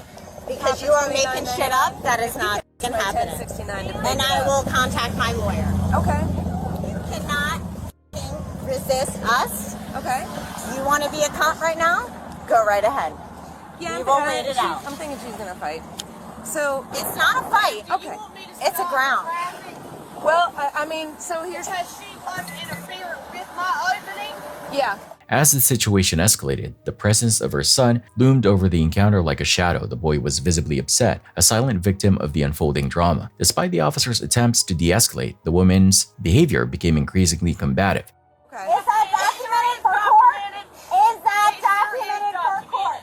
Is it documented for court? Because that's what we're talking about. What are we doing? We're going to put you in handcuffs. For what? Are we just going to talk? We'll get there. We're detaining you right now. Okay. That's fine. We're going to get out of all these nice people's ways. We're going to talk to your little boy, see why he's so upset. Everybody on this bridge is nice? You vetted them? You sure they're not No, you're absolutely right. Maybe they are. Yeah. Hey, buddy. But ever since we've been talking, you've been cussing at me? No, I have not. Yes, you have. Please review the tape. Oh, because that's not true. There's one of us that's not drunk here, and it's me. Okay? I am not drunk. Okay. I am buzzed and I am happy and I've been enjoying my day. And I have not cussed at you once. You'll have to carry me, bro. I'm not going nowhere. I'm not going to. I'm a nice guy. You don't want to. Are you? Yes. Well, she's not a nice girl. She's a fucking corrupt cop. Do you understand? Here, stand her up. Here, Can stand up. follow you fucking people all the fucking time. Go, just This piece of step shit. in. No, I'm not stepping into the fucking truck for no fucking reason. Why am I being arrested? Get the other side. Tell me. No. Listen, I'm come on, not. please. No. Please. You have to tell me why I am being arrested first. Just You arrest have me. to read me my Miranda rights. You can't just fucking stick somebody in a fucking locked house for no fucking reason. I was on the side of the piece of shit. You will pay for this. The confrontation quickly turned physical. What started as a roadside detention spiraled into a violent struggle that required multiple officers to contain. Brad, you got to find motherfuckers. You fuckers. Don't mace me now. You're gonna mace a fucking 5 foot, 3 foot girl for what? You're walking across. You. You got her, Zach. Zach, you've got handcuffs.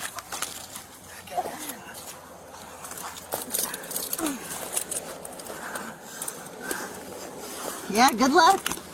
Get them in together. What are legs? Yeah, they're strong. She's fighting, sorry. Yeah, why are you You know this is going to court, right? The sheer intensity of her resistance was so great that officers were forced to use leg shackles or hobbles just to keep her from kicking. For what? For what? Where's Embry? He's got the kid. Alright. We pick her up on all 4 sides. We'll just throw her in there. Yes. Someone grab the legs. Yes. Just grab the front, and we'll just throw her in there. Can we get this?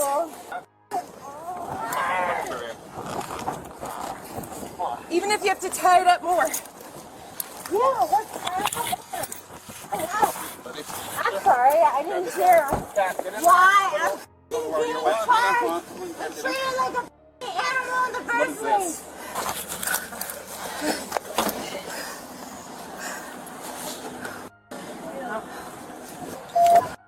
Wait. Going off Hey, my grab my shoulder. glasses and shit right there. We're gonna have to dump her. She needs to grab be her legs. You can only Oh, kick us grab from her here. legs. Grab the Ooh, shackles. grab her legs. Grab her shackles. For what? I cannot fucking wait. You fucking rot. No. Got it? Thank you. Poor kid. So apparently she just had too much to drink. He said, we didn't know about this, but apparently she was thrown out of a bar because she wanted to-go drinks, and clearly she's had too much to drink, and she was on the bridge, and I guess he said that she was giving people the finger and cussing at people and screaming. And then our officer got out with her. The aftermath revealed a tragic pattern. The boy's grandmother arrived on the scene, explaining that she had already been in contact with the sheriff's office earlier that morning, worried for the child's safety because the mother had disappeared with them. The grandmother's hope was simple but heavy, that this incident would finally be the catalyst for the woman to get the help she so clearly needed. The woman was eventually charged with 3 counts of battery, resisting an officer, and disorderly intoxication. While the bridge eventually cleared and traffic resumed, the memory of the unbounded soul screaming at the sky remained, a haunting reminder how quickly a life can unravel in the public eye, and the innocent children who are often left to pick up the pieces.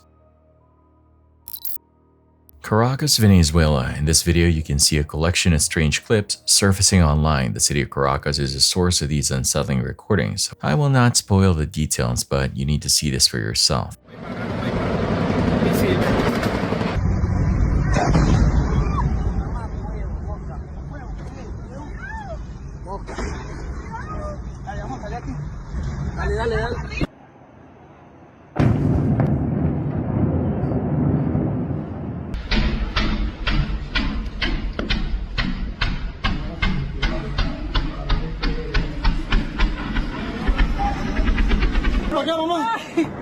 Vente para acá, mamá. Ay, gato. ¡Homicida, cuidado!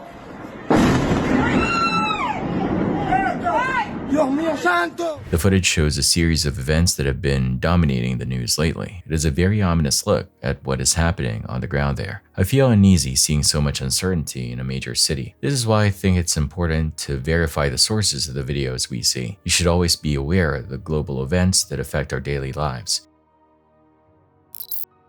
Check out the CCTV footage in Brazil where things were normal until they weren't.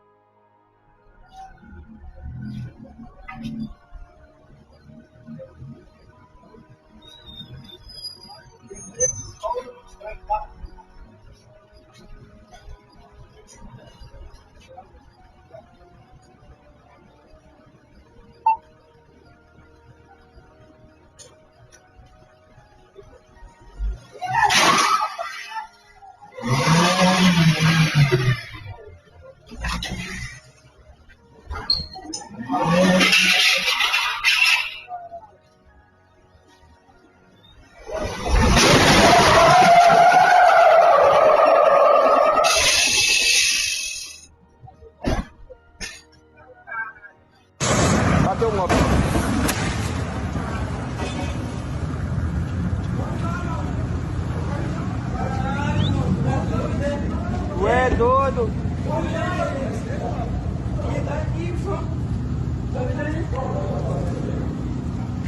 Quebrou o carro?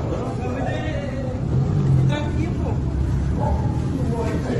Câmera aí, caralho, mano. A drunk driver hit 2 cars and kept going. Police caught him near a shopping mall. The man refused to take a breathalyzer test. No one was hurt in the chaos. I feel relieved that everyone is safe. One person's bad choice could have ended lives.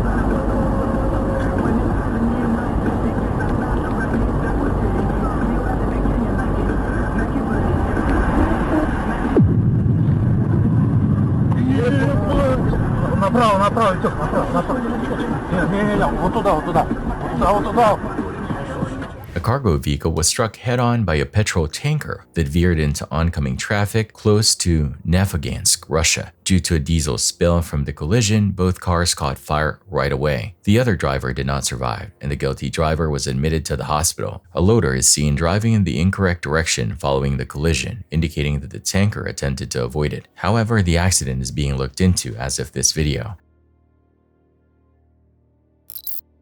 This is a very unique Christmas parade. Have you ever thought you'd see cartel members dressed as Santa? Certainly wasn't on my bingo card.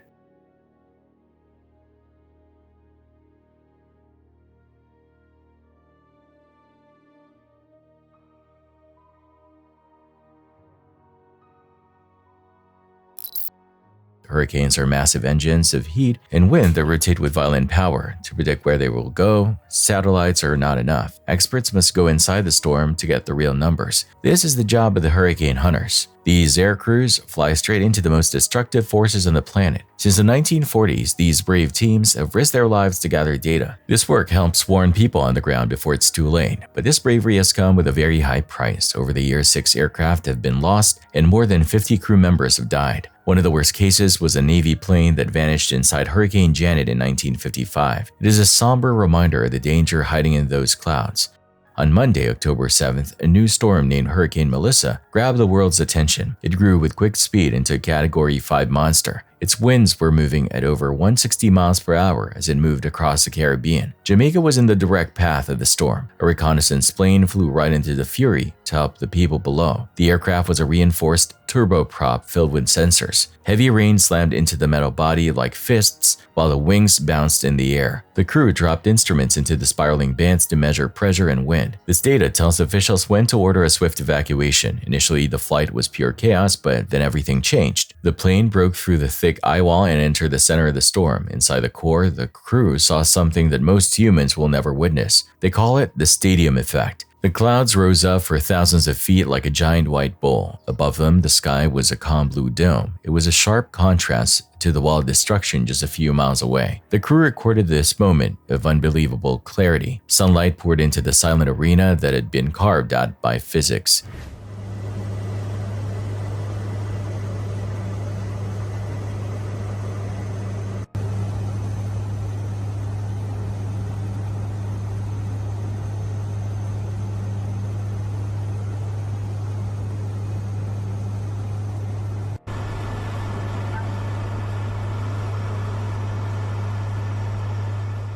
I feel such respect for these crews who risk everything to keep us safe. It's hard to believe that such a peaceful place exists inside a deadly hurricane. This is why I always listen to weather alerts very carefully. Any small engine problem or a shift in the wind could have ended their lives. Every minute they spent inside that eye was a gamble with fate.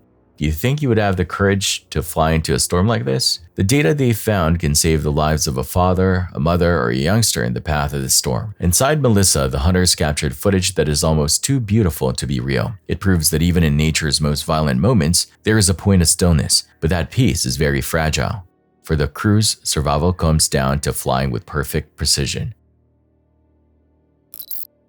Sumatra, Indonesia. In this footage from the village of Batu Ar, we see a massive fire. A gas pipeline belonging to PT Gas Indonesia exploded without warning.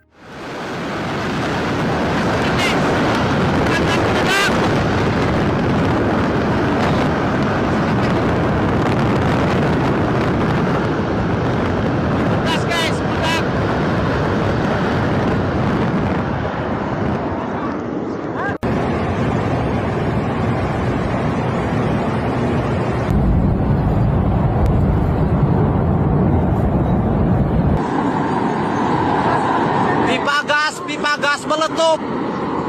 Meledak. Wilayah di Babampar.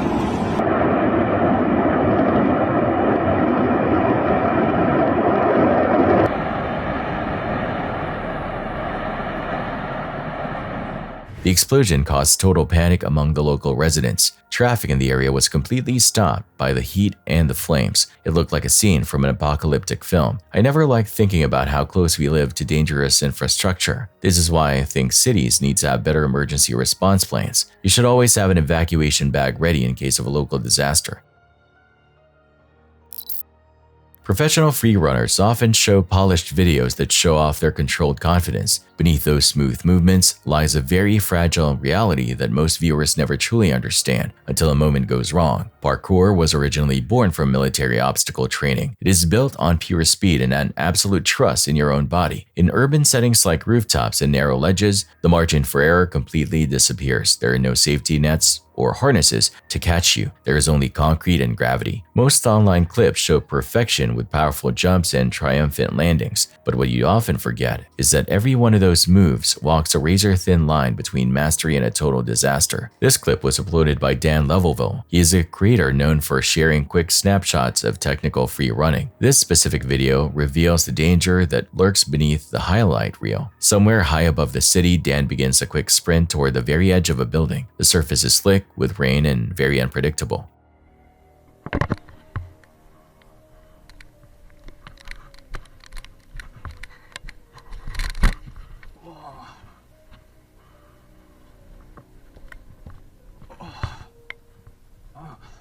In this video by Dan, we see his foot slip for a split second. Initially, it looks like his life is over. One wet footprint is all it takes for gravity to nearly win. This is the fear every parkour athlete has to push past. The human mind is not built to dance on rooftop ledges or flip above unprotected drops. But that is exactly what makes urban free running so intoxicating for those who dare to try it. It is the ability to stand face to face with danger and keep moving anyway. Every stunt is calculated and every jump is rehearsed many times, yet accidents remain remain inevitable. When skills meet unforgiving concrete, the stakes are final. A single slip can end a career or even a life. This footage does not glamorize the thrill. Instead, it exposes the brutal truth behind the adrenaline rush. Parkour pushes the boundaries of human ability, and those boundaries often push back. I feel sick to my stomach watching him dangle over that edge. This is why I prefer to keep my feet firmly on the ground. It is terrifying to think that one small puddle could be the end of everything. A group of people attacked this dealership in Ida, Santa Catarina, Brazil, and quickly stole bikes by using the keys that were left in the ignition.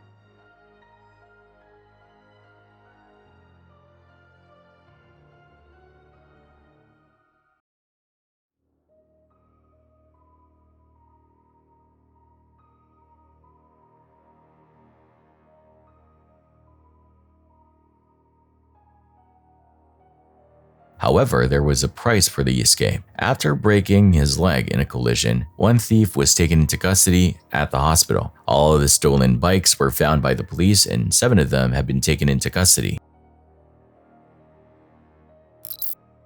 New Year's Eve 2026. In this video, you can see a man celebrating with far too much energy.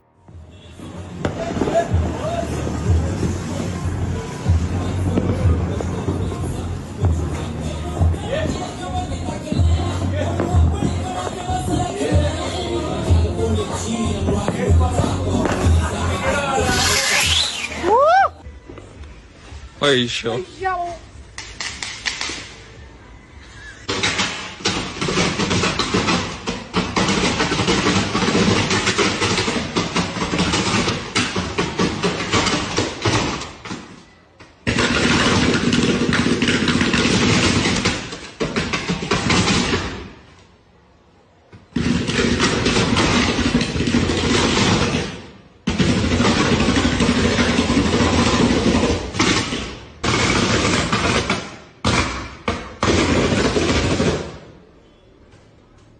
He accidentally launches a projectile that hits a group of power lines. A massive electrical fire starts on the street in a swift second. It was a very destructive way to begin the new year. The power was knocked out for the entire neighborhood. I feel bad for the neighbors who had to deal with a fire on a holiday. This is why I think we need to be much more careful with how we celebrate. You can see how one accident can ruin the night for hundreds of people. Always keep a fire extinguisher in your home if you're using pyrotechnics.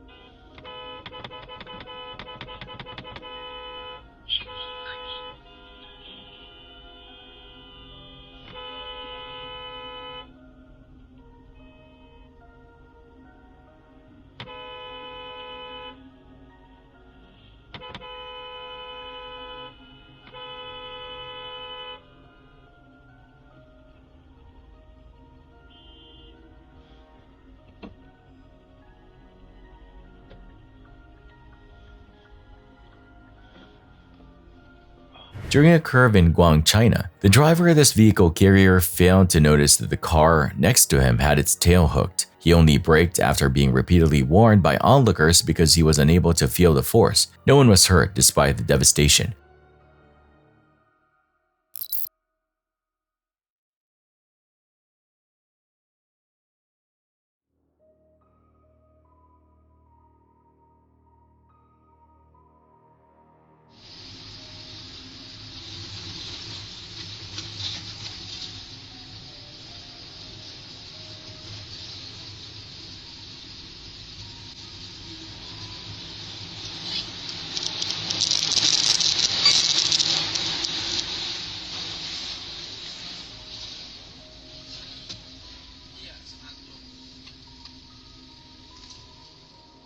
2 persons were killed and 1 injured after a crane part fell onto a pickup vehicle traveling on the highway in Samut Sakhon, Thailand. Due to the fact that this was the nation's second crane collapse in a matter of hours, all elevated construction projects were immediately suspended until an investigation was conducted.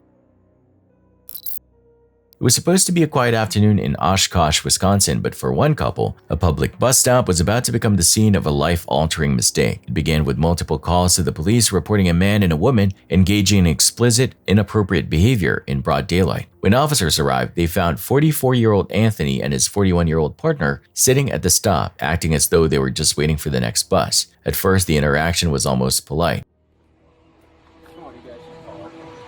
I called RP a little bit. Yeah, What's that? we're waiting for the bus. Okay. So I can tell you a little bit about what they told me. You guys are saying this wasn't you guys that did this? No, we've been here like 5 minutes, dude. Okay. Well, You want to keep looking for that ID, man? Yeah, I was gonna say she described you as the individual that was facing backwards towards that way, on top of his lap, his pants down. No, we were kissing a little bit, but that's it, dude. We Kissing a little bit? We were not having intercourse. Because maybe she was sitting on my lap, we were kissing and stuff.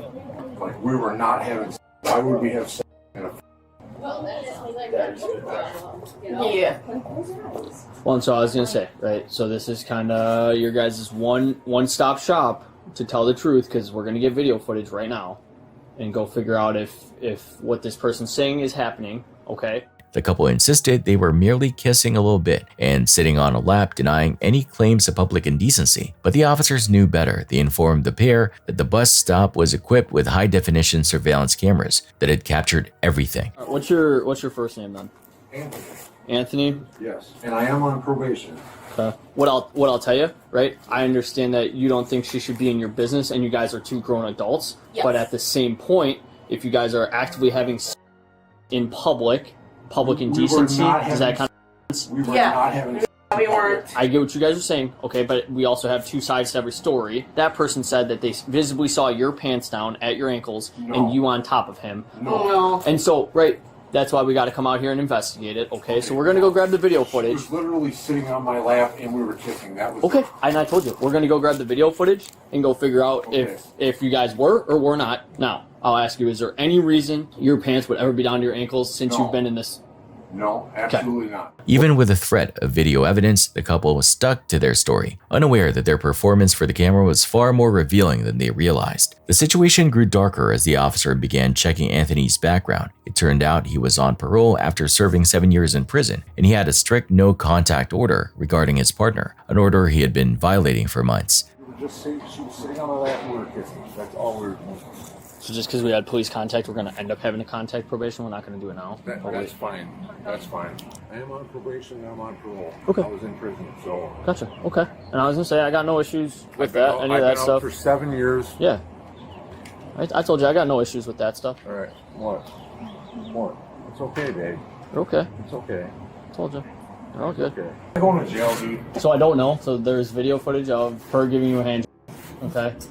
And what? Her giving you a hand, touching your penis with her hand, and your shorts down. There is video My footage. shorts were not down. So there's video footage of that. Why would there be video footage of that? So, whatever. So what's up? Am I going to jail? I don't know. We have to contact probation. If I'm going to jail, take me to jail. Okay. Well, there's no need to get upset with me. Don't. Right now, you're getting upset over us trying to figure out what's going on. We have to contact probation and notify My them. PO is going to put a hold on me. Is she? Well, because of this bullshit, she is. Well, if that's the case, then that's the case. We don't make those decisions. We're not.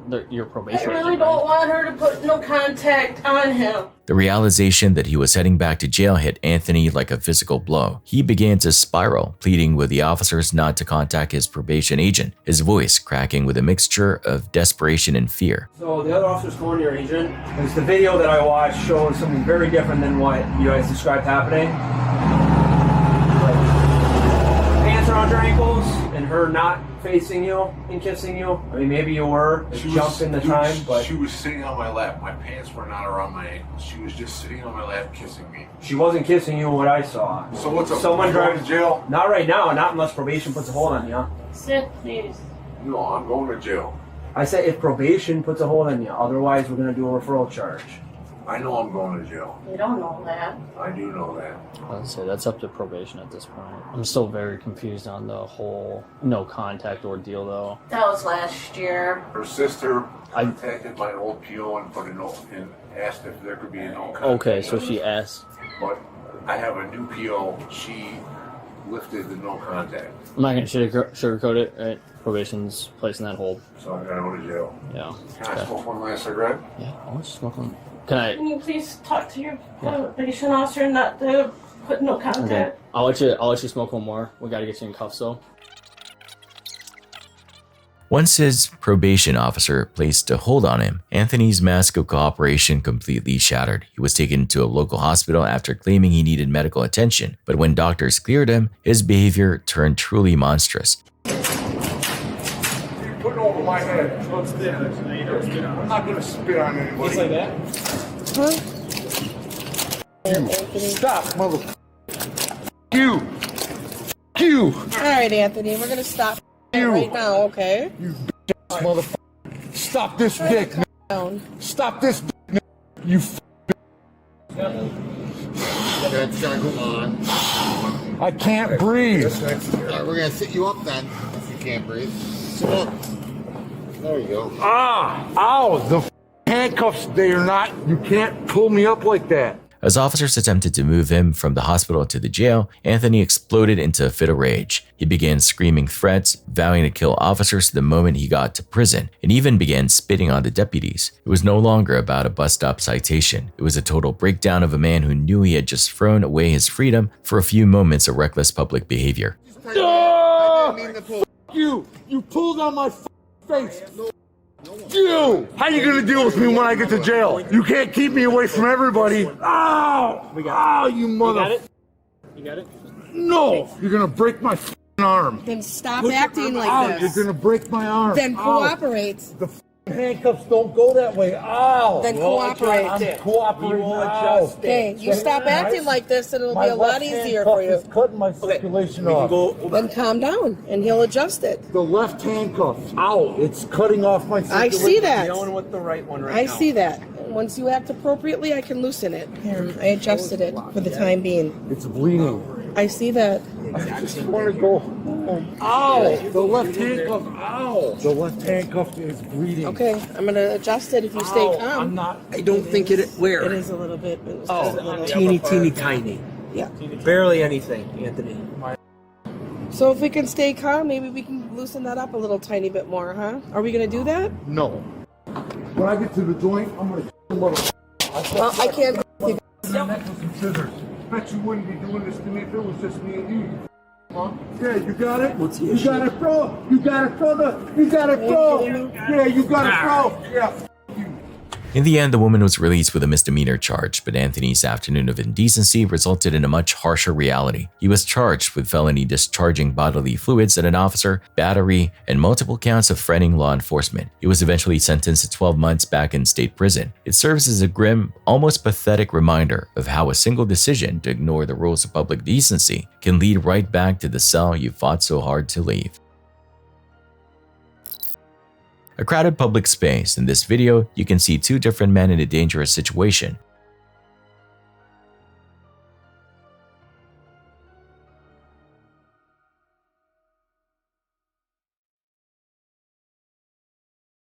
I never like walking in public when I'm distracted by my phone. This is why I always keep my head up and watch the people around me. You should always be aware of your surroundings to avoid accidents. Do you think you have good situational awareness in a crisis?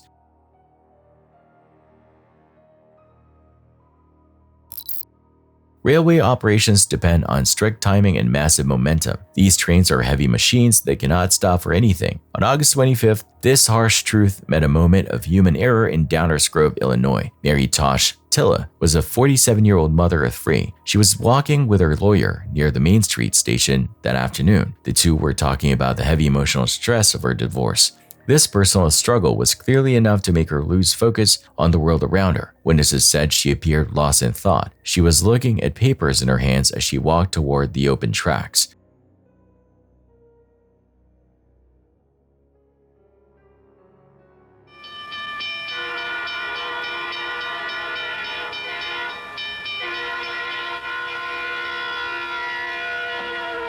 A Burlington Northern commuter train was approaching the station. The locomotive was moving at about 70 miles per hour. The horn was blowing and safety signals were flashing red. Every commuter waited safely behind the crossing arms. However, Mary kept walking forward. She crossed over the first track and then the second one. As she stepped onto the third set of rails, she never once looked back to check for danger. The train struck her in a split second. This impact was fatal and she died instantly on the ballast. Thousands of travelers faced long delays while police secured the area. The officers needed to reconstruct exactly what happened. They ordered the engineer to back the train up and reenact the arrival. Reports say that when the engineer passed the spot where Mary was still lying, he broke down. The emotional weight was too much for him to handle. He had to be replaced for the rest of his shift. A bystander happened to be filming trains that day and caught the entire event on camera. They had no idea they were recording the final moments of a life. I feel a deep sense of sorrow for the 3 youngsters who lost their mother that day. It is truly haunting how a few documents and a difficult conversation can distract someone from a massive train. This story reminds me to always keep my head up and my phone away when I'm near any tracks. I cannot imagine the trauma that the engineer and the witnesses have to live with now. Do you find yourself getting distracted by your thoughts when you're out in public?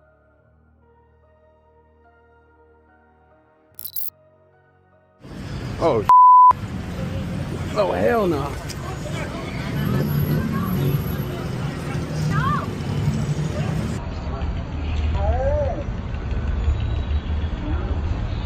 A dramatic event on a Bangkok street was filmed by a man's meta glasses when a lady brandishing a knife began cutting and threatening people.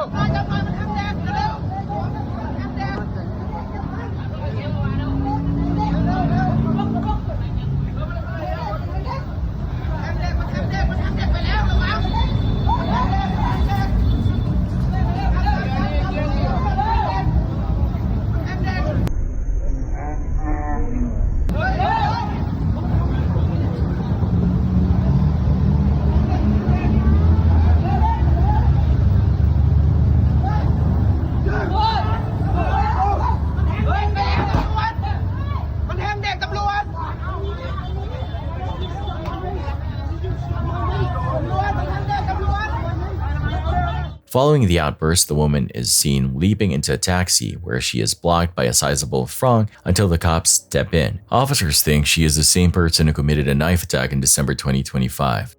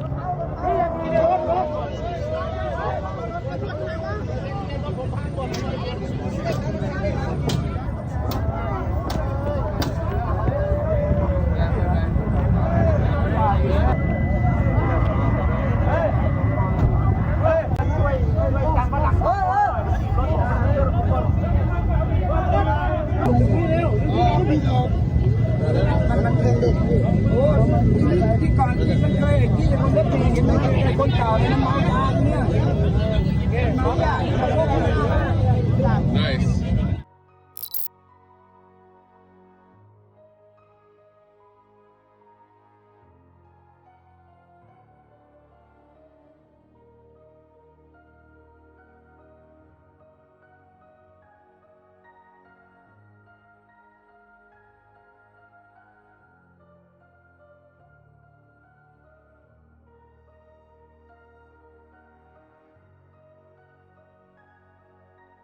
The purpose of taillights is to prevent circumstances such as these. The motorist just had a few seconds to respond. This serves as a warning about the carelessness of operating lighted machinery on the roadways, but I was unable to locate any pertinent information to give.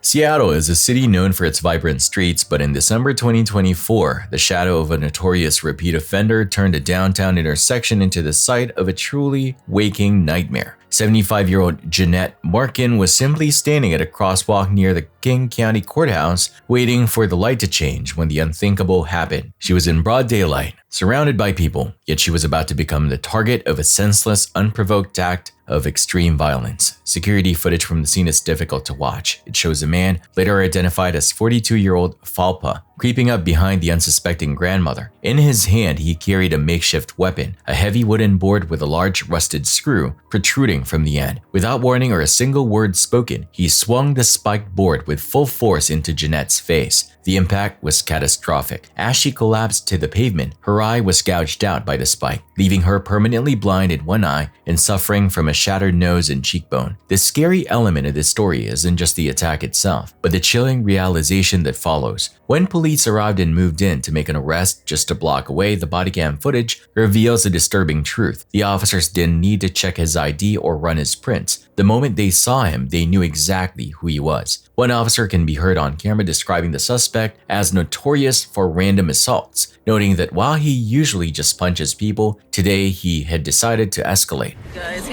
He's a regular. He usually punches. I guess today he decides to escalate things way worse than his usual. Where is he usually? He's usually just up and down third. Do you have the suspect's ID? Yeah, suspect's ID. He's being searched right now. Yeah. You know him? Oh, he's notorious for random assaults on third. This was a man who had become a ghost in the system, a predator the police were all too familiar with. His criminal record reads like a catalog of failures, convictions for stabbing victims, multiple assault charges between 2020 and 2024, and staggering 8 arrests in the very same year as this attack. From indecent exposure to unlawful use of weapons, he had been cycled through the courts and back onto the streets time and time again until his behavior finally escalated to the point of permanent mutilation. The footage of the arrest is quite unclinical, a stark contrast to the bloody scene left behind at the intersection. As officers secured the spiked board, the board with a screw, as they matter-of-factly call it, there is a sense of grim resignation. They had seen this coming. They knew his name, his habits, and his history of violence. For Jeanette Markin, the world is now forever changed. A life of independence stolen in a single silent second. Her family has turned to the community to help cover the costs of the massive reconstructive surgeries she now requires. Meanwhile, the man the city knew was a ticking time bomb sits behind bars on a $1 million bond, facing first-degree assault charges. It's a haunting reminder that sometimes the most dangerous monsters aren't hiding in the dark. They are walking right beside us in the daylight, known to everyone, yet stopped by no one until it's far too late. It was not a good idea to use a heat gun to unfreeze a Kia Sorento in Novosibirsk, Siberia. The vehicle was totally destroyed by flames as a result of the heat penetrating the bodywork and igniting the interior components. He fixed the ice issue, but it cost him the car as a whole.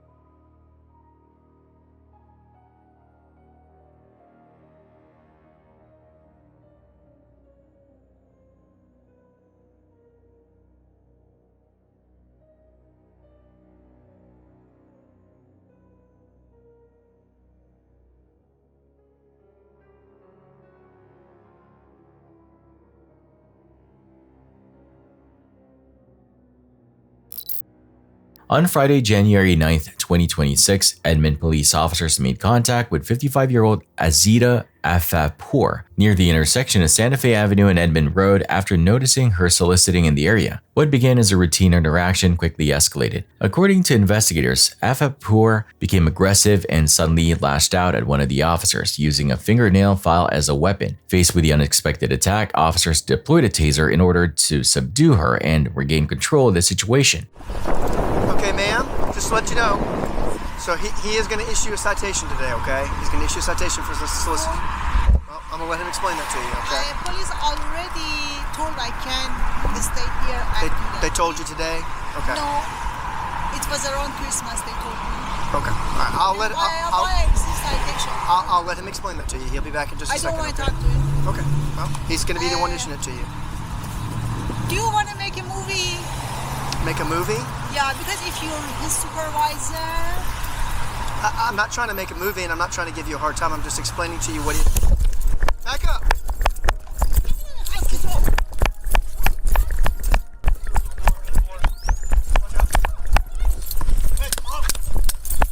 Get on the ground.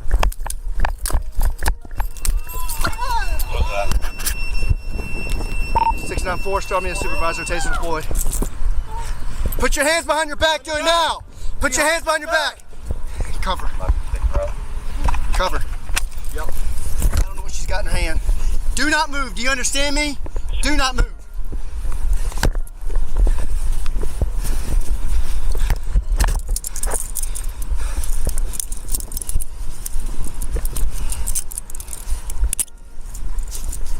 She's got so much comments on, I can't get. Hold what you got. That's what she had in her hand. 696 on the start fire. She's bleeding from the face. She's on that phone now. Okay. Hey, roll over. Okay. Stay where you're at. What are you trying to do? I'm injected. If anybody can hear me, they injected me. Make sure she's got nothing else on her. If anyone can hear me, they are injected.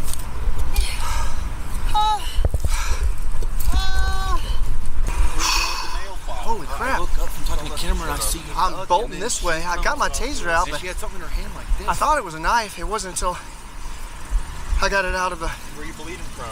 I was on the nose. Just leave her running.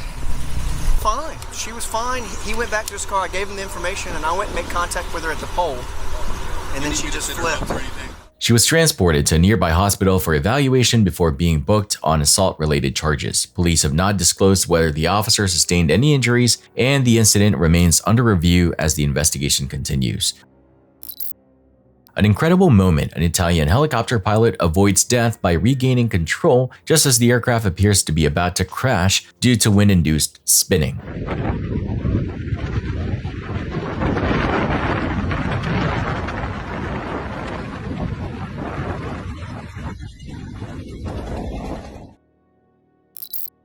Saudi Arabia doesn't have a great driving reputation, and this clip doesn't help.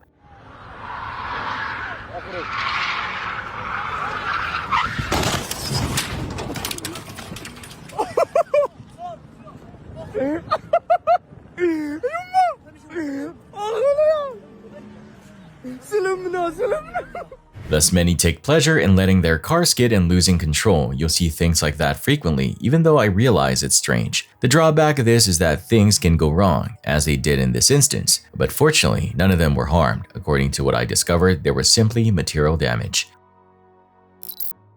On July 17, 2024, the creator of the Explore with Bear channel headed into remote desert mountain. They planned for a routine nighttime hike with only handheld flashlights. The sun had vanished behind the horizon, leaving the landscape silent and barren. There was no city glow or traffic to be found in any direction. What they expected to be a simple walk soon turned into a terrifying experience. Their journey transformed with quick speed as they moved deeper into the rocks. The beams of their flashlights eventually swept across something very strange. Initially, it looked like a standard pit or a hole in the earth. As they slowed down to look closer, the unsettling truth became obvious. This hole was not alone. Many holes were scattered across the ground with irregular shapes and depths. These were not natural marks from erosion. The edge looked deliberate, as if something had dug them with a specific purpose.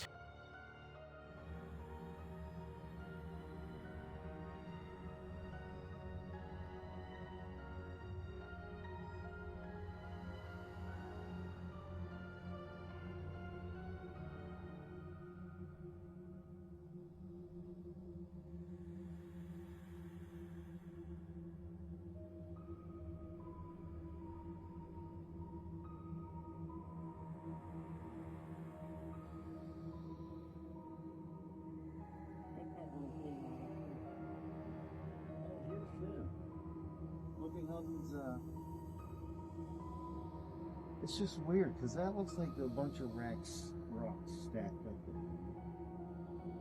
And then look in there, there's like holes. See a hole there? I wonder if there's anything up in it.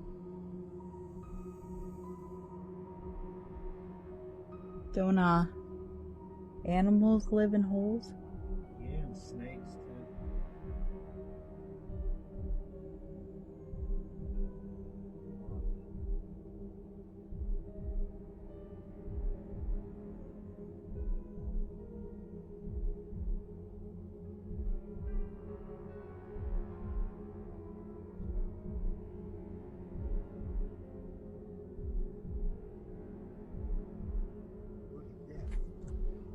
As they scanned the ground, more dark openings appeared in the light. They looked empty and silent. The husband felt curious and stepped toward one of the pits. He leaned forward to see how deep the darkness went. His wife immediately felt a deep sense of unease. The atmosphere on the mountain had shifted. Her instincts told her to stop him from going any further. She begged him to stay away from the edge. The silence of the mountain felt heavy. It was listening to them.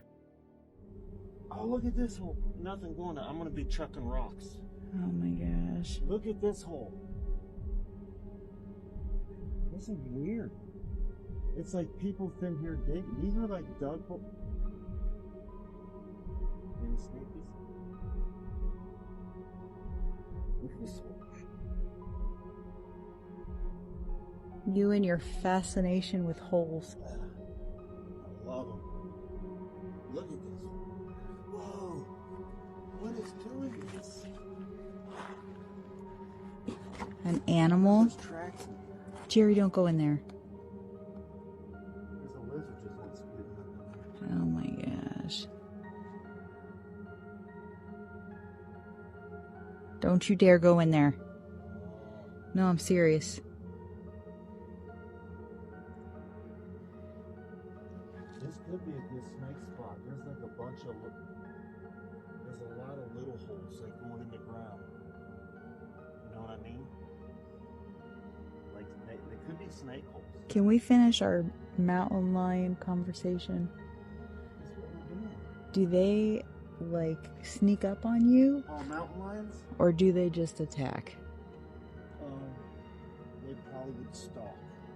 Oh, wonderful. They'd probably like try to sneak us. That's why we gotta stay vigilant.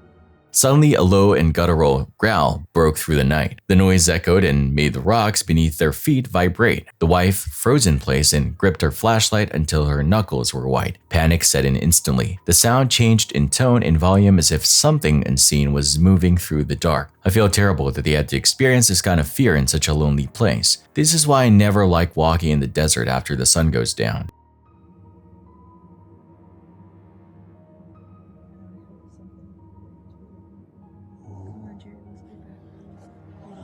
I just want to see what's all up here.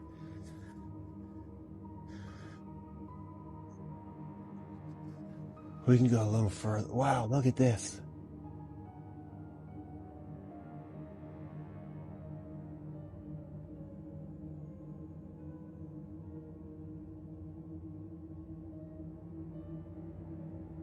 Oh, what?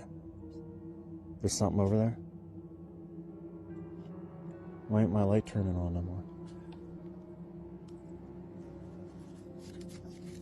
Where? Is it? Whoa! Son of a gun. Is it big? Oh man. Which way? Well, I was trying to get that live going, but we got really crappy reception. All right, let's go.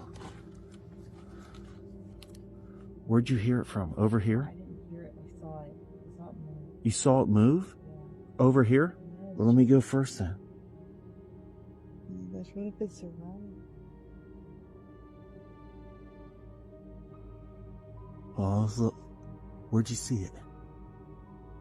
The couple realized they were no longer alone and began to move down the hill. Their movements were quick but cautious. Every shadow seemed to stretch too far in the flashlight beams. They felt like they were being followed by something relentless. For a moment, the growls stopped and the air felt still again, but the relief did not last long. As they kept moving, the noises returned with a different sound. There were no more growls. Instead, strange clicks and whispers filled the desert air. These sounds felt like they were creeping just beyond the reach of the light. Something was pacing them and staying hidden in the shadows.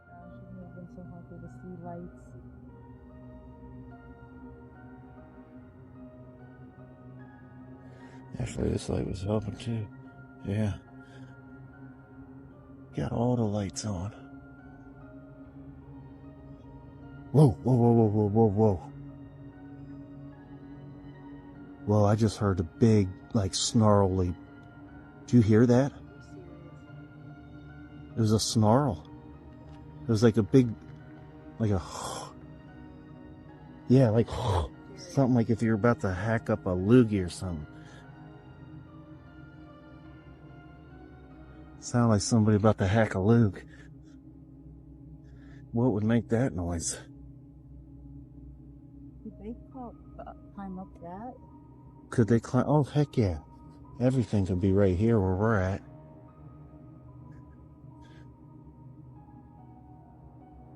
Man, look at that out there.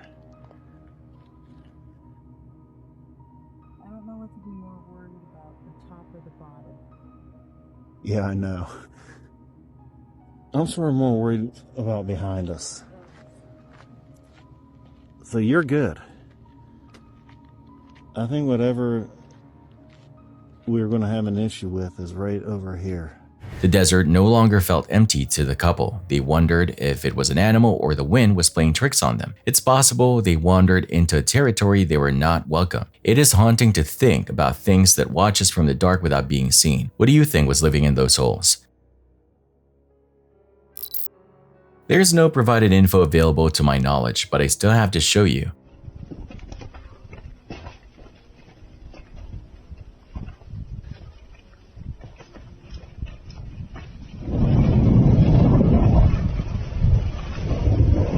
Calling this landslide massive would be selling it short.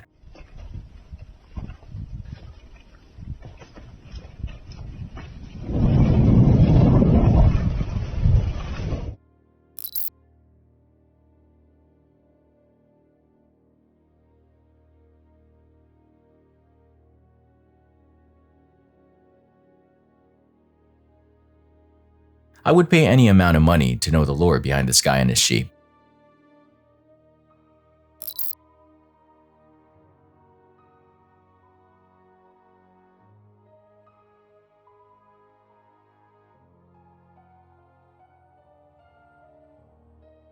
This incident shows that in any warehousing or storage business, dangerous unsecured storage coupled with concurrent activity directly beneath unstable loads is a surefire recipe for cascading harm risk. You won't believe what transpires in the CCTV footage.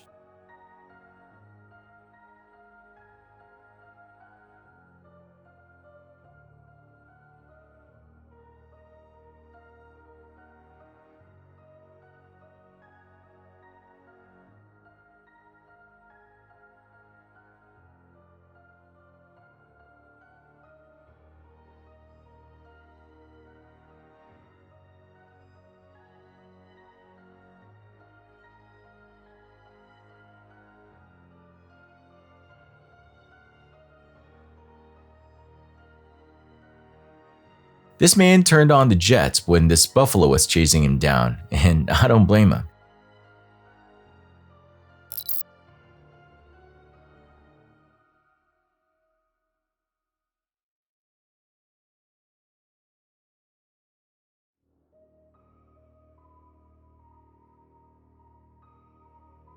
The incident occurred when a large trailer carrying a massive bridge girder tried to scale a temporary access bridge. The entire truck overturned as the trailer lost control of the makeshift structure.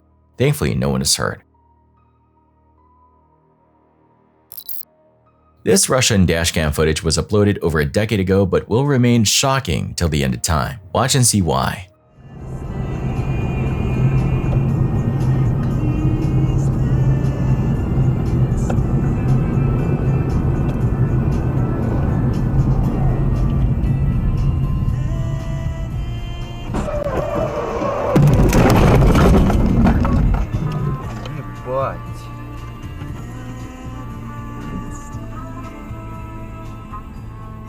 truck driver admitted to the authorities that he was at fault and that switching radio stations had caused him to become inattentive. As a result, he attempted to swerve to avoid running into the back of an automobile. Unfortunately, 2 people were struck while using the zebra crossing. The man on the right was likewise anticipated to fully recover, and the woman on the left had injuries but was discharged from the hospital rather swiftly. On October 2, 2025, just before 6 p.m., detectives with the Indianapolis Metropolitan Police Department's North District Violence Reduction Team and Violent Crimes Task Force moved into the 900 block of North Grand Avenue to serve multiple felony warrants. Investigators believe 36-year-old Cartonio McBride was hiding inside a detached garage. They had been briefed that McBride was wanted on serious charges, including unlawful possession of a firearm by a violent felon, unlawful possession of a firearm by a domestic batterer, theft, robbery, and driving while suspended. After surrounding the structure, detectives called McBride out. He stepped from the garage with his hands raised and initially appeared to comply. As he approached, he suddenly stopped. Detectives continued issuing commands and explained why he was being detained. When told to turn around, McBride refused, saying he was not doing none of that. He then turned and began reaching toward his body. Keep your hands up. Walk towards us. Walk. Yeah, she's weird. Walk towards us through the fence right here. Fence line right here. Walk towards us. Walk towards us through the fence. I understand that. Walk towards us through the fence. There's police officers on both sides of that garage. Come on.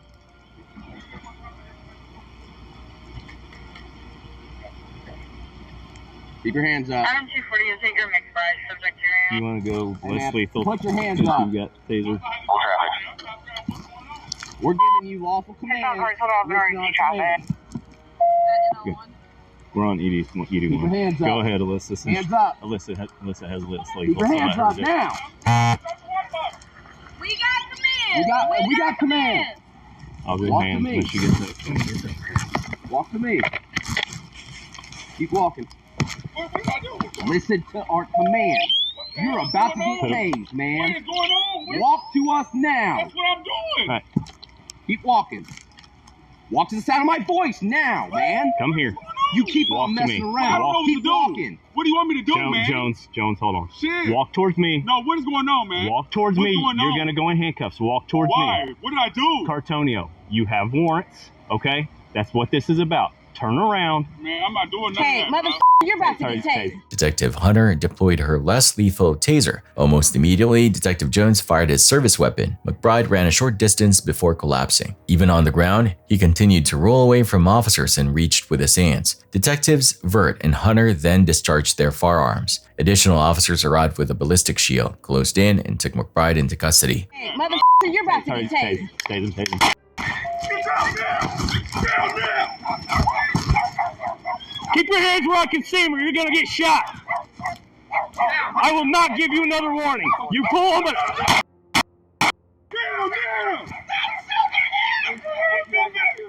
Towards me. No, what's going on, man? Walk towards What's me. going on? You got to go in handcuffs. Walk towards Why? me. What did I do? Cartonio, you have warrants, okay? That's what this is about. Turn around. Man, I'm not doing none of that, bro. You're about to get tased. Down now! Down now! Keep your hands where I can see them or you're going to get shot. I will not give you another warning. You pull them.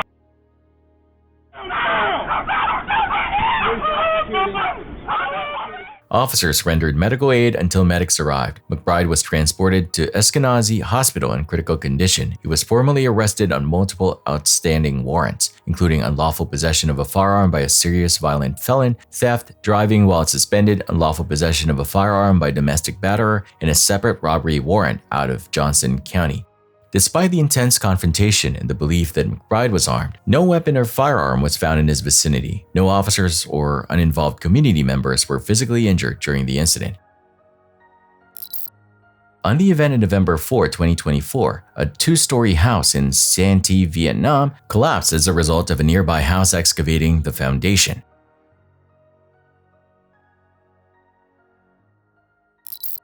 Thanks for watching. Stay vigilant, friends.